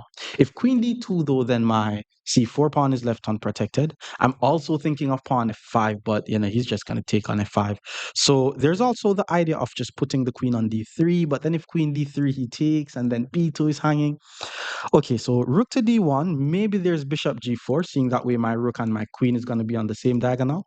But if he does play bishop g4, I have bishop f3. So yeah, let's not be afraid of anything. Let's put the rook on d1. Let's attack the backward pawn. And now I'm just going to be attacking this backward pawn with all my pieces. I'm thinking about playing moves like rook to d2, rook to d1, and then just pile up my pieces on the d6 pawn. This is all positional chess that we're playing. Was expecting this move. Let's just play bishop to f3. He traded, and I'm going to take with the rook. Not really, I'm not really sure how to explain why I'm going to take with the rook and not the queen, but all I could say is I'm uncomfortable with my queen on the same line as a rook. So I'm just going to take with the rook, and then from here, I'm probably going to pull my bishop back and then triple up on the d file. Like everything is now happening on the d file, unless I'm able to play f5 and then it actually works. Like right now, f5 just doesn't work. And I'm assuming he doesn't want to move his rook because he may thinks he's losing the pawn. But if he moves the rook and I take the pawn and he puts the rook back and attacks my bishop, my a2 pawn is going to be hanging. So it's very tricky. But let's see how he continues from here. We're still waiting for the small strategic mistakes, and we're still going to be punishing them with some strategic positional chess. Okay, queen to d6 was played. c4 is fine. I'm not able to play f5 as yet. He's basically just moving his queen off the same line as my rook. I'm thinking of pulling my bishop back to d2 here. I'm also thinking of just playing queen to d3 to attack this. Yeah, there's a lot of stuff that I could try. Bishop to d2 is kind of weird. Maybe bishop c1. I want to ensure that I'm attacking this. So bishop c1, he could also take and then attack my e4 pawn as well. And if I take, his bishop takes, and it's guarding his pawn on d6. So here's what I'm actually going to do. I'm actually going to play the move queen to d3. There's no two pieces attacking d6, but I'm also trying to play the move queen to d3 because I'm trying to play the move pawn to f5. Because if I play f5 takes takes, his queen is going to be under attack. I'm not sure though. Because once I play f5 takes takes, pawn to e4 is going to always be a possibility. Unless I play f5 takes, rook takes. But let's see. How is he going to defend the d6 pawn? If he uses the f rook, then he's actually giving up the f file. I think he needs to use the a rook. But using the a rook is it's not counterintuitive to play a move like that, Because assuming he understands the drawback principle being 1770, but I think he should use the a rook. Using the a rook, I take, put back the a rook. Maybe I pull my bishop back. He takes on a2. Maybe I take on d6, takes, but then he takes on b2. Yeah, I think he needs to use the a rook. He did use the a rook. You see, the guy knows what he's doing. All right, so do we play f5 takes, f5 takes, queen is forced to move, and then once the queen moves, maybe pawn g4 or bishop to g5 to start some kingside attack. That's one plan that I have. Another plan that I have is just play pawn to a3 and just force him to defend his a7 pawn. Let's actually go with that first. Let's play pawn to a3 first. Now I'm threatening to take on a7. So he probably has to play something like b6. If pawn a6, maybe it allows bishop b6. But I'm also leaning towards some kingside attack. I'm also thinking about pawn c5, and then if he takes, I sack my queen for the two rooks. Pawn c5, if he pushes though, then that's gonna be good for him. So I'm not gonna say I'm winning, like I'm not ahead by a pawn or anything, and he only has a backward pawn. My pawn on e4 is also weak, so I'm not gonna say I'm winning, but we're still gonna be patient, we're still gonna be improving our position, and we're gonna be waiting on the strategic errors to start coming up. Bishop to h6 is weird because the bishop is unprotected. I mean, maybe he's saying if I take here, he's gonna take here. But why not just push? If I push takes, the queen guards the bishop. But let's say push takes, hit the queen. The queen has to go to f6 in order to keep the bishop guarded. And then once the queen goes to f6, that's when we take on a7. I told you guys, English opening, strategic. Oh, never mind. Because I guess he's able to play bishop takes with check. Let's think about it. Push, check takes, pawn takes. Pawn takes, I check here. Queen blocks is not good for me. Okay, that was not a bad move then. That was not a bad move. Push takes. No, push check. Queen takes, rook takes, queen takes, hit the queen, queen move, take on a7. I don't really like what I get from that. So if he takes, how do I even take if he takes? It's weird. Maybe I just need to take here. If, no, that blunders the rook. What am I doing? Ah, you know what? I'm gonna go with f5. F5 is I'm not sure. I'm not sure. I calculated something where if I takes, rook takes, queen takes, hit the queen, he has to be careful where he puts the queen. Because if he moves the queen, let's say back to e6, let's take, then queen g5 could check the king and pick up his rook. That's something that I saw. Not 100% sure. So rook takes, queen takes, rook f1. I mean, there's always something like queen back to g6. Let's takes, queen takes, rook f1. But if he does not, once he doesn't allow me to play queen to g5, which checks the king and win the rook, I'm just going to take on a7 and win back the pawn. Or I could play moves like queen f3 and play queen f7. I only have 2 minutes on the clock, so I had to play fast there. So queen to g6 is what he needs to play. Once he plays queen to g6, I'm going to quickly take on a7. And maybe he plays pawn d5, but then his b7 pawn is hanging. So yeah, so queen went to g6. Let's quickly grab the a7 pawn. The position is equal, by the way. I'm not ahead by a pawn or anything. He has no checks on my king. His b7 pawn is hanging. What if he plays rook d7? If he plays rook d7, I check, and he could actually be getting checkmated. So that's kind of crazy. What if he plays queen g7? Yeah, that's what I was expecting. Queen g7 to guard the pawn. How do I do this now? How do I do this? Let's play queen to b6, hit the unprotected rook. We just have to play fast. Now, this game may actually go into an endgame, but if it does go into an endgame, I have a little idea on how I'm going to win. Because notice how I have the candidate pawn on a5. I'm probably going to push my pawns up and create a pass pawn here. So he decides to play rook f8, which is weird actually. Because once I takes, king takes, queen d6, check the king, wins the pawn. And if I takes, the queen no longer guards the pawn, and I take on b7. So rook to f8 was actually a blunder. Because now I'm going to be ahead by a pawn. The only thing is, I only have 1.5 minutes on the clock, so I have to be fast. But this is not looking good for him. King up, I take a free pawn. He also has no checks on my king. I'm threatening to just get the queens off the board and win the game. Like, if he allows me to trade the queens off the board, it's going to be a very easy win, which is very surprising because I didn't really do much. I don't think I did much to win this because I really wasn't sure what was happening. But let's see. Still not over. And maybe he's going to. Okay, you see, this is why I want you guys to understand endgames because you should just, if you're down by a pawn, bro, you cannot allow the trade. You just can't allow it. No, I takes, king takes. No, I'm just gonna run to your pawn, and now I'm just gonna fox in the chicken coop him. I already centralized the king, so now all I'm gonna do is just advance my pawns, my pawn majority, create a pass pawn over here, force his king to run to that side, and then run my king to the other side. And I'm also gonna be winning his pawn on e4. It's crazy. It's like nobody understands the end game. And I think I uploaded the best endgame video and it was taken down. If you guys want me to re-upload the video, let me know. Like, I'm gonna try to maybe upload it in parts or something. Like, I don't know. Like, I think you guys are. I think it's illegal. Maybe they think it's illegal. So this is just Fox in the chicken coop, by the way. So I'm not really explaining what's happening. I already tell you guys what's happening. I create the pass pawn on the outside and then have his king run to the other side. But okay, let's just take the pawn, take this pawn, and then if he takes here, I just queen with check. And now I'm just gonna win the game.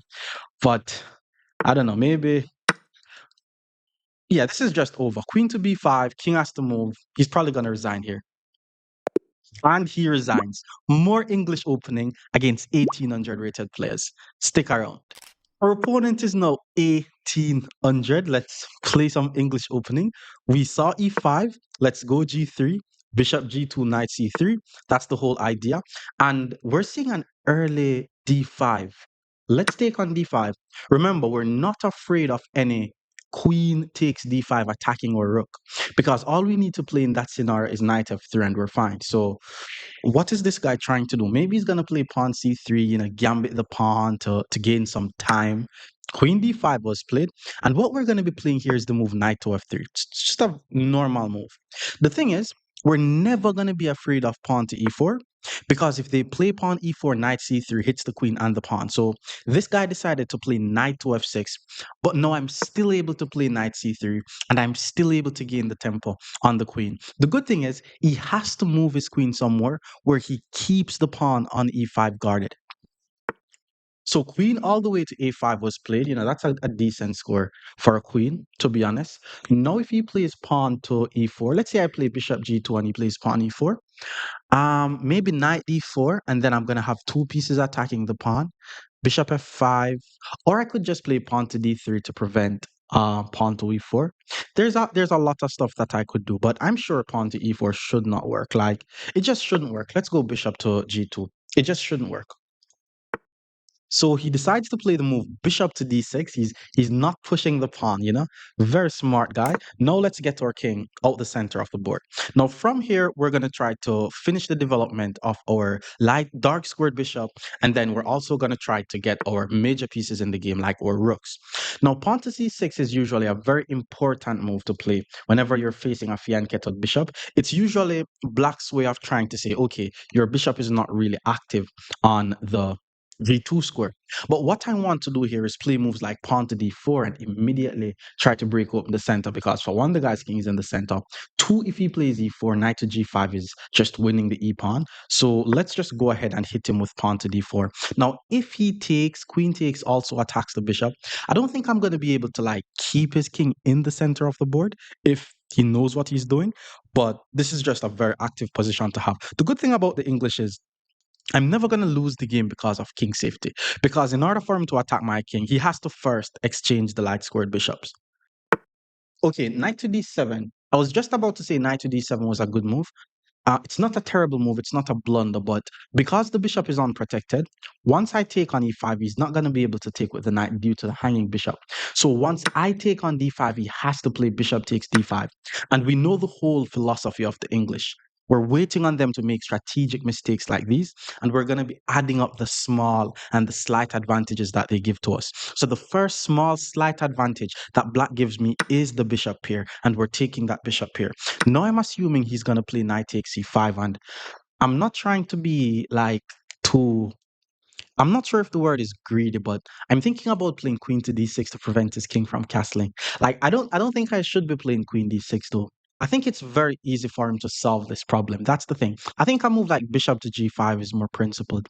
But then if bishop to g5, I'm putting my bishop on the same rank as his queen, and my bishop is going to be unprotected. So knight f3. No, no, knight f3, I play pawn takes, queen takes, and I check. But then he just blocks with the bishop. Okay, I think I'm gonna go with queen to d6 because it attacks the knight.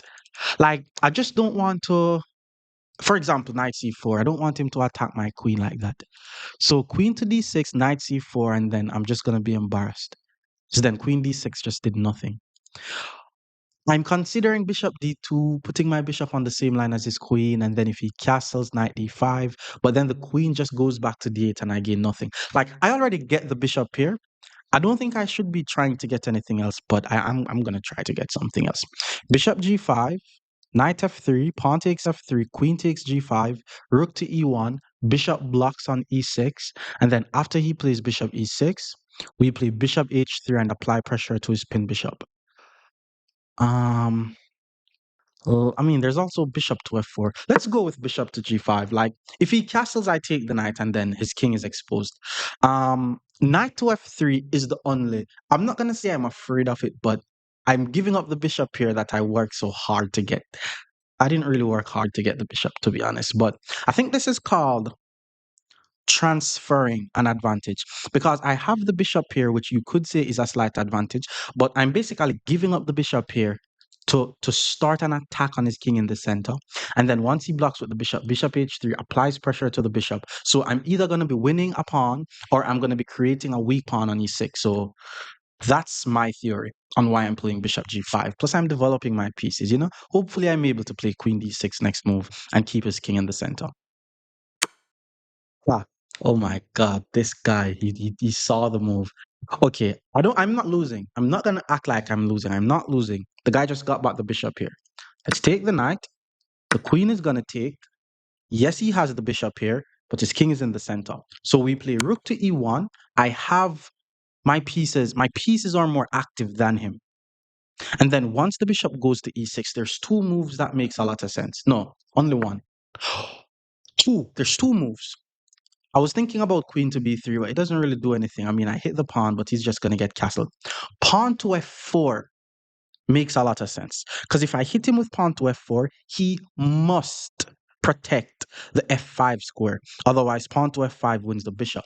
The thing is, knight e4, he's just going to play knight takes. So pawn to f4, he moves the queen back to a5. I don't really get anything. Let's just continue with the plan. Bishop to h3, pp on the pp. A piece is pinned, we apply pressure. It's crazy because I kind of don't want him to castle, and I don't know why I don't want him to castle. But if he decides to castle his king, I'm just gonna take, and I'm gonna win a free pawn. Queen to b3 also confirms that I'm winning the free pawn, because then he's gonna have two pawn unprotected. So with that being said, if he castles the king, we're gonna be winning a pawn. 14 moves into the English. Otherwise, he's gonna have to be defending. No, what am I saying? King to e7 is the only defensive move that saves the pawn. So he did decide to castle. Let's grab the bishop. He has to take back. And then the question is, do we just grab the pawn like this? Or do we say the threat is better than the execution? And instead of just capturing the weak isolated pawn that is just a dead pawn, we play queen to b3. Now we're attacking the pawn twice. He's not even guarding the pawn once, so the pawn is dead. The pawn is dead, and his pawn on b7 is also just unprotected. So okay, there's queen to f5 that I did not see, but luckily I'm able to either just trade the queens or play rook takes because my pawn on f3 is also unprotected. But I'm doing fine here. Like, this is winning. Winning, that's probably a stretch, but if I'm ahead by a pawn, I'd say it's winning, to be honest. Okay, I was expecting this knight d5 move because the rook automatically attacks f3. But let's say I play rook takes f3, right? I mean, oh, I thought there was pawn. There's no pawn to f4. I was about to say if it doesn't work, I'm just gonna play f4, but there's knight takes f4 because the queen is on the same line as my king. So if I take on b7, he takes on f3. I take on. Oh, there's no rook takes. My position is just too good. If I take on e6, he takes on f3. Maybe I take on d5. Pawn takes, rook e6 is fine. But if I play queen takes b7, the pawn on f3 is poisoned because of his rook. So assuming he plays rook to b8, then I play queen takes e6. And if he plays rook takes b2, queen takes e6 wins the knight. So he may have to take. It's just winning. I'm not seeing everything, but it's winning. Just believe. Just believe me, it's winning. I'm not seeing everything. But this is dead. E6 is dead. And if E6 is dead, then C6 is dead. Those are called weak pawns. Whenever a pawn is not able to be guarded by another pawn, it's called a weakness. So he decides to play the move rook to C8 to just to protect his C6 pawn. Okay, I'm not considering taking on D5. I'm considering taking on E6. So if we take on E6, there's still no rook takes F3 because he has to keep this guarded. If I take on E6, there's rook to C7 though, which is somewhat interesting. Um, I should be able to just play queen b3 though. And then if rook takes f3, knight to e4 hits the queen. If he takes my queen, I take his rook. Or rook takes e6, rook c7 hits my queen, knight e4 hits back his queen. And then there's queen g3, and then I takes, he takes. All right, let's think. There's no pawn to f4, so maybe I should just take the knight, and then after the e pawn takes, oh, that's what I should do. Take the knight, He needs to take with the E pawn because that's a weak pawn. The C pawn is still going to be weak. I mean, he decided to take with the queen, which is surprising. Maybe he wants to put the rook back on B8, but then that's going to be a pawn. This will also be a pawn though. So he's attacking F3 twice. I'm not guarding F3 any at all. So I need to play F4 to not lose that pawn. Pawn to F4, rook to B8, grab the A pawn, he grabs my B pawn, and then I pull my rook back to my queen back to E3. And then if he grabs my A pawn, I first trade, then I grab his E pawn, and I don't like that endgame, but I have to play fast. Hmm. Let's do it anyways. I hate to say it, but maybe I'm gonna have to do one of those Magnus Carlsen squeeze type of endgame. So rook b8, queen a7, rook b2. Rook b2, I'm just gonna push the pass pawn, to be honest. Like, my f pawn is the weakest. My queen on a7 guards the f pawn. I'm chilling. Like, that's what I'm gonna do. And I'm gonna be ahead by a pawn. And e6 is still gonna be hanging. Like, I'm chilling here. So rook to b8 was played. We take on a7. If he takes on b2, we play pawn to a4, pushing the pass pawn up the board. And there's nothing he could do to attack f2. There's pawn to g5 though. I didn't look on pawn to g5 in that particular scenario. Because if I take on g5, rook takes f2 becomes a bit annoying. If he plays pawn takes g5, I'm probably going to play the move rook to d1. And then after he moves the queen, I try rook to d7. So that way I'm able to attack his pawn or just a certain checkmate on g7. The thing is, if he plays pawn g5, oh, if he plays pawn g5, there's rook e5, hits the queen, hits the pawn, win the game. So there's no pawn. I'm ahead by a pawn. There's no pawn g5. e6 is weak. c6 is weak. The pawn on a4 is a pass pawn. Once I pull my queen back to e3, this is going to be under attack. I'm going to roll this pawn up the board. Rook to d1 could still be a move. I'm chilling here. Ah, so he did decide to play pawn to g5, and it concludes the game. Thematic way to win with the English. Just wait on them to make moves like this, you know? It's gonna come. Because the pawn is only being guarded by the queen. Once I play rook to e5, that's a fork. There's no way in which his queen is gonna guard the pawn. So he has to be concerned about the fact that once I take this with check, king over, queen to g7 is gonna be a checkmate. Rook to e5 is not just winning a pawn. Rook to g5 could be winning a queen or winning the game. Shit him with rook to e5. And the funny thing is, he's probably not gonna resign because he doesn't know how deadly rook to e5 is. And there's not even an option to sack his queen and then take my pawn. Because if he does that, I'm just gonna take his rook and then I'm just gonna be ahead by an entire rook. So this is just one. Okay, rook to f7. Rook to f7. Hmm. Hmm. Hmm. Okay, rook to f7. I take with check. He sacked the queen. Then I sack my queen. King takes, pawn takes, and then I'm going to be ahead by 2 pawns. He has to find rook to f7 though. Rook to f7. If I check, he blocks with the rook. Oh, then I check. Oh, but then he still sacked the queen. Then I sack my queen. Then I take the pawn. So it's still completely winning. Like 2 extra pawn. My rook is perfectly already behind the pass pawn. This is just winning. But he's not okay. He just didn't see anything. He decided to sack the queen, which means it's just over. Because rook takes f2 is not going to help him. He plays pawn to g4. Let's just pull the queen back to d4, attack the unprotected pawn, attack the unprotected rook. That's called a fork. I'm also just clearing way for me to just roll my pass pawn up the board. He moves the rook. Before we grab the pawn, let's just roll the pawn up the board. He guards the pawn. Let's keep rolling the pawn. If the rook goes here, my queen takes. So he has to put his rook somewhere else. And I'm just going to continue to roll the pawn up the board. And then once he guards the pawn, I'm going to hit him with the rook to b1 because my queen guards the pawn. Rook to b7 is now the plan. Putting my rook on his 7th rank, putting my queen on the 7th rank next. And then he's going to be getting checkmated on g7. But the funny thing is, he does not have enough time. With that being said, more English opening against 1900 players. Stick around. Opponent is now 1900. Let's continue with the English opening. So we are seeing pawn c6, and what we've been talking about a lot is we're still going to be playing pawn g3.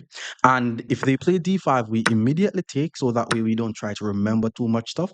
And then we play the move bishop to g2, because this allows us to apply a lot of pressure to their pawn on d5. And if you also want to get cool and fancy with it, you can also throw in a queen to b3. You guys know that this is like my signature move. I'm sure it's not going to be working against like a 1900 player, but usually our idea is just to put so much pressure on the d5 pawn. And then if they try to play pawn to d4, we just take on b7 and we're already winning a pawn. So pawn to e6 was played. I mean, he is blocking in his bishop though, so that's definitely a good look. What I'm going to do is just try to finish my development as quickly as possible, develop my knight, get my king out the center. He's also planning on getting his king out the center as quickly as possible. And now I'm thinking, how am I going to be continuing or start an attack? So if I play knight c3, pawn to d4 could be annoying. Knight b5 attacks the pawn, but there's knight to c6. So there's also pawn to d3, by the way. But okay, let me think. Let me think. Because I was thinking about pawn to d4, but it's going to be hard playing pawn to d4. Because, like, if this pawn was on c6, then I could play pawn to d4 and try to do a minority attack. So instead, I'm going to play pawn to d3, and then I'm going to play knight c3, maybe bishop g5 or bishop f4. But this game, we have to definitely play it like an English. Like, what I'm going to do is just slowly focus on improving my position. And then the moment he plays something inaccurate, I just punish him for it, and then I win the game. That's the plan, playing the English. Let's see what he plays here. Knight c6, that's definitely a good move. It is also developing the knight. And now that I'm seeing the position, I think my bishop belongs on b2. Putting my bishop on f4 runs into knight h5. Putting my bishop on g5 runs into pawn h6. Now, I know that my bishop is going to go to b2. So for now, I'm going to develop my knight to d2 because, in some lines, I could try to play pawn to e4. But I think I'm going to try to play queen c2, pawn b3, or maybe even pull my queen back to d1. So he plays rook to b8. Rook to b8 to me looks as if it's wasting some time. I think he wants to develop his bishop and he's trying to ensure that he's guarding his b2 pawn. Now, I'm also trying to develop my bishop. This knight doesn't really have a lot of squares to go. I'm thinking about playing pawn to e4 here, though, just immediately charging in the center of the board, just to see if some lines could be open so that way it's easier for me to develop my pieces. Otherwise, I'm going to have to pull my queen back to d1, and I don't want to be undeveloping my pieces unless I have to do it. So let's go pawn to e4. I need to be aware of the fact that my bishop is now pointing towards my pawn. Maybe my pawn on, well, it's not maybe, my pawn on d3 is now a backward pawn. And I also need to develop my dark squared bishop. So those are the problems that I need to solve. I'm still going to be slowly getting my pieces in the game though. I'm probably going to play pawn to e5 and attack his knight, followed by pawn d4, so that way I have more space. It all depends on how he decides to react to this. Okay, he took the pawn. How do I recapture? If I take with the knight, my bishop is open, but it's not guaranteed that he's going to take my knight. And my pawn on d3 is going to be a weakness. So I'm actually going to take with the pawn. And it also allows my rook to get access to d1, which will be pointing towards his queen. And in some cases, my knight could get to the c4 square. I have to be a bit careful though, because if I try to play knight c4 now, I'm going to be leaving my pawn on e4 unprotected. It's up to d7, not bad. He's developing his pieces, very principled. Knight c4 runs into knight e5, pawn e5 runs into knight d5. So let's just play rook to d1. Let's just put the rook on the same line as the queen. Tactics could come from just putting a rook on the same line as someone's queen. I need to figure out what to do with this bishop, and then he decides to play queen to c7. He just immediately takes his queen off. Knight c4 I'm now thinking of, because if he takes on e4, there's bishop f4. And then if pawn e5, I'm able to take. Yeah, let's play knight c4. Like, it's actually a trade. Like, this is not me trying to trick him. And I don't think he's going to be losing any material. I think whether or not he takes on e4, I'm still going to try to play bishop to f4 because it's very important that I develop my pieces. But if he allows me to play bishop to f4 followed by rook ac1, then all my pieces are going to be doing something and I'm going to be doing fine. Pawn to b5. If he plays pawn to b5, then that would be a commendable move. Pawn b5, knight e5. Okay, I was thinking about B5, knight E5, but he plays knight A5, and my queen is under attack, so I have to react to it. And if I just put my queen on any random square, he's gonna take my knight. So I kind of just have to take on A5. Now that his queen takes, it's either bishop D2 or bishop F4. I think it's bishop D2 first because bishop to A4, I do not want to fall for bishop to A4. That would be embarrassing. So bishop d. Okay, first let's go bishop d2. Eventually, I want my bishop on the f4 square, but because my queen and my rook is on the same diagonal, I have to ensure that I'm aware of any little skewers that he's trying to try. So the queen decides to go over to b5, which means I'm no longer afraid of any skewers. He's trying to get to an endgame. I'm probably going to just play the endgame with him, to be honest. Now I'm thinking of just putting my bishop on f4, hitting the rook, because if he takes, pawn takes, the rook is under attack. Maybe he puts the rook back here, but I like that position. Takes, knight takes, it's fine. But let's play the move bishop to f4. I'm also risking myself getting isolated double pawns, but I'm gonna be getting an open file for it. I prefer to have my pieces very, very active. I'm expecting him to just play rook to c8 though. It's like the most natural move to play. Rook to c8, moving his rook from behind a pawn, putting it on an open file. At that point, I'm probably gonna take the queen and then play knight d4, hit the bishop. And it's gonna be one of those end games that I'm gonna have to try to grind out, especially since the pawn structure is going to be the same. Okay, rook to c8 was played.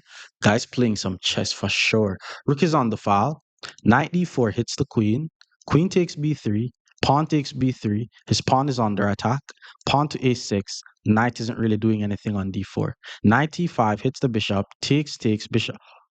Okay, knight e5 hits the bishop. My pawn on e4 is also unprotected, so knight e5 makes my bishop guarded. So knight e5 hits the bishop. If he trades, his bishop and this pawn is going to be under attack, and that may cause him a pawn, or some complications. So if he continues to play smart move, then maybe he needs to play. No, if he plays rook to d8, that loses immediately to knight takes d7, because then it's going to be a removing the guard tactic. I don't want to say I'm winning because the position just kind of feels off. I think he's going to take my queen. I'm going to take his queen. His bishop and his pawn is going to be under attack. I'm seeing in the future where his rook is going to be on my second rank. So I takes, bishop is under attack, pawn is under attack. Bishop c6, I was not expecting. He's probably saying, if I take on a7, he takes on e4, and that's just a trade. But that just doesn't work in any scenario. It just won't work. First of all, I take on b c6, he takes pawn e5, there's knight d. This is just bad for him. It's crazy he plays a move like this. How do I win though? That's the thing. If I play rook takes a7, there's bishop c5. So let's take on c6 first. Let's get rid of his bishop. Now I have the bishop here. First light advantage. And I'm also about to win a pawn, attacking another pawn. The rook is on the same line as my bishop, pawn e5, discovered attack, knight d5, takes, then take. And then in that scenario, he's going to have two pawns under attack. I could be ahead by two pawns if I play my cards right here. So if I take, there's rook to b6, guarding the pawn, attacking my pawn. But if I play e5, he plays knight e5, I give up my bishop. Once he takes, the pawn is hanging. I don't take just yet. I take on a7 first. And then once he plays rook b6, then I take on d5. And then after rook takes b3, I don't really like that. Maybe rook d7 hits the bishop. And then once the bishop move, I take on b7. And then I guard b2, and then I'm going to have a pass pawn on b2. Let's go for that. Yeah, that's definitely going to happen. So knight d5, we grab the knight. Once he takes, we don't take as yet because that's a very weak pawn. We take this pawn, which means d5 is under attack, b7 is under attack, and I'm currently ahead by a pawn. Now I'm expecting rook to b6. Rook to b6, it's either take on d7, he takes on b3, then he hit the bishop, and then take on b7, and then I'm going to be ahead by a pawn. But we know that in the endgame, this guy just loves to put his rook on the same diagonal as my bishop. Plus, rook to c7 is just a defensive way to guard the pawn. Like, why not just guard the pawn and attack my pawn at the same time? So pawn to e6 hits the rook, and then the rook is not able to guard the pawn, so he has to put his rook somewhere. And then I'm going to take on b7 and attack his bishop. And then once he saves the bishop, I take on f7, then take on b5. Am I going to be ahead by 3 pawns? Let's play pawn to e6. Let's play pawn to e6. Because once he moves the rook somewhere, I take on b7, hit the bishop. That's where the rook belongs, by the way, bro. But let's take on b7. I'm ahead by 2 pawns. His bishop is under attack. I'm probably going to lose my b2 pawn. But honestly, I think he needs to be worried about more than just being down by 2 or 3 pawns. Okay, bishop c4. Okay, bishop c5. It's a nice move. Yeah. That's how you should be playing. Okay, pawn to e7 hits the rook, right? Rook to e8, and I have nothing. Rook takes d5. Bishop takes check. Maybe king f1. And then my threat is to play rook to d8. I think I'm cooking something there. It's either that or I just play rook to d2. Takes rook takes king takes. So pawn to e7 first. Pawn to e7. He could check here as an in-between move, but the plan is just to play king f1. Like once he checks, we play king f1. The pass pawn is what we're gonna be using in order to win this game. So it's very tricky. So what's this guy doing, bro? Come on, as a bishop.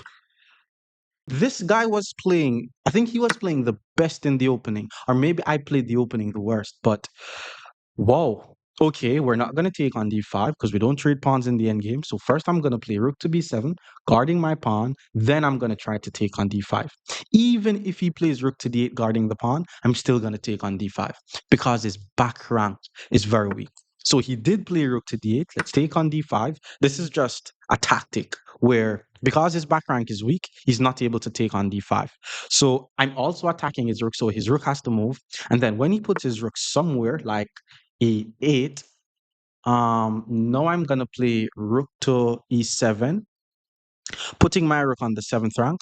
And then if he checks, I play king up. If he puts the rook here, I takes. If he takes with check, I play king up. Yeah, that's kind of complicated actually. Yeah, that's kind of complicated. So maybe I should try rook to e5 or rook to e7 first. Rook to e7, rook to c8, then I play rook d7. And then if he plays rook c2, I take on f7. And then if he takes on f2, I'm able to take on g7 with check. Let's try that. So rook to e7 first. And again, he's still not able to take due to the mate. So it's either rook to a8 or rook to a8. Now we play rook to d7, rook to d7, check, king up. Oh, what am I doing? Let's just play rook d7. If he checks king up, rook back, there's always bishop e3. So he decides to play the move rook to f8. Um. Oh, okay. I have, I have 1 minute on the clock. What the heck? Okay, here's the plan. He checks, I move. The plan is to play something like rook to d7 and bishop d6, removing the guard tactic on his rook. Once I play bishop d6 here, the rook now has to move. And anywhere the rook moves, we take on f7. And that's how we're going to be winning the game. Because rooks on the 7 is still in heaven. So the rook moves, we grab the f7 pawn. We're going to be taking on g7 next. Oh, this is also going to be leading to a checkmate because my bishop covers the f8 square. So there's no way in which he could put the king. So it's going to be checking over mate. Unless he starts sacking his rook. But it's going to be a checkmate. Which is why he resigns. English opening against 2000 level players. Stick around. Our opponent is now 2000. Let's finish off with a bang of an English Open. He plays pawn to e6, which means pawn to d5 is going to be coming up. Let's continue with pawn g3, trying to control some light scores. He plays immediate pawn to d5. And just to let you guys know, we do not have to take on d5. Like I could actually play bishop g2, and then if he takes, I go knight f3. And then eventually I should be able to take the pawn on d5. Now, this is called, it's going to be transposed in some rete opening. If I take on d5 and then he takes back on d5, I'm basically allowing his bishop to get developed. But because we have been taking on d5 the whole time, I don't want to be mixing up anybody's brain. So let's just take on d5 and continue to take on d5. Because even though I'm allowing his bishop to get developed, we know about the idea with queen to b3, which will also apply pressure to b7. So let's go bishop to g2 here, applying some pressure to his pawn. He guards the pawn. Now if I play knight c3, He's definitely going to play pawn to d4, and then I'm going to be forced to move my knight again. So let's just finish our development at this point.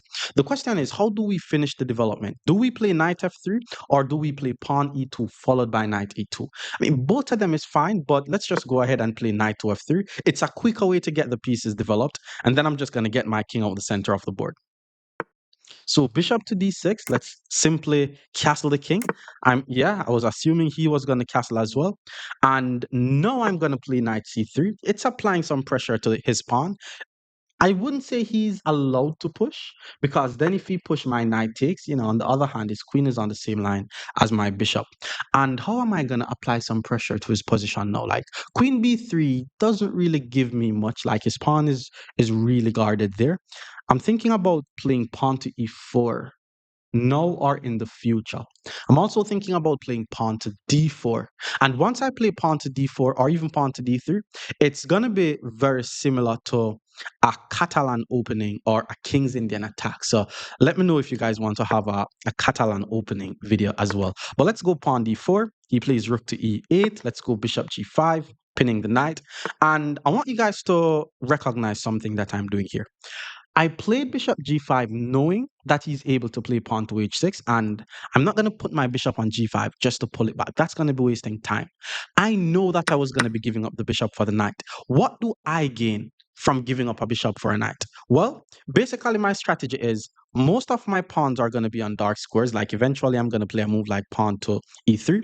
And because most of my pawns are going to be on dark squares, it's usually best to have the light squared bishop in such scenarios. And now I'm going to be going for something called a minority attack, where I try to get my pawn on the b5 square. Usually we play moves like rook b1, pawn b4, pawn b5.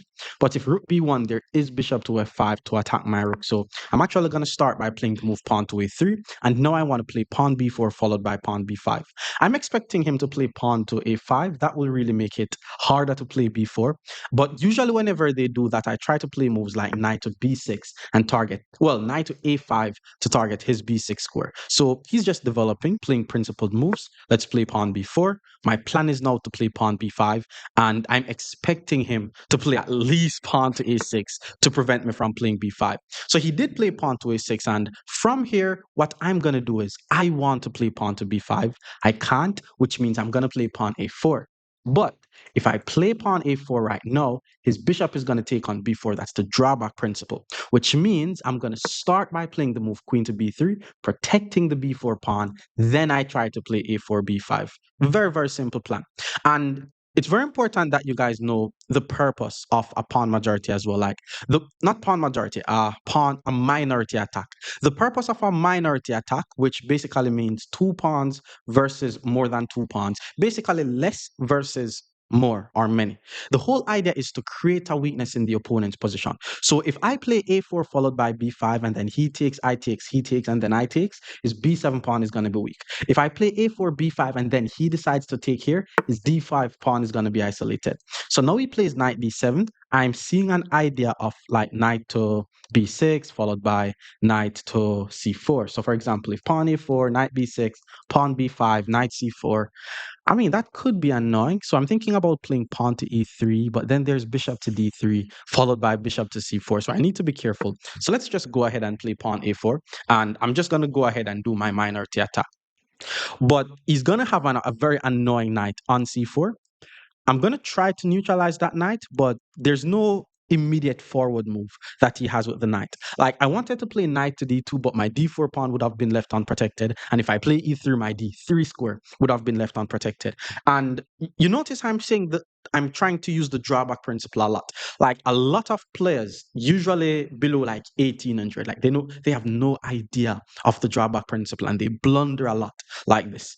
I'm expecting him to play knight b6. Let's see what he's going to play.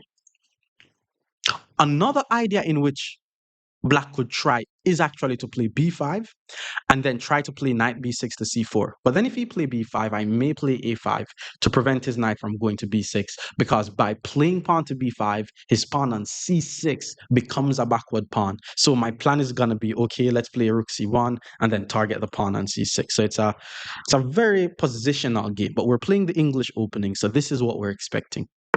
Okay, he plays pawn to h5. Okay, I don't know why he plays pawn to h5, because if the pawn goes to, maybe if he plays pawn h4, knight takes, there's queen takes, but then his bishop is unprotected.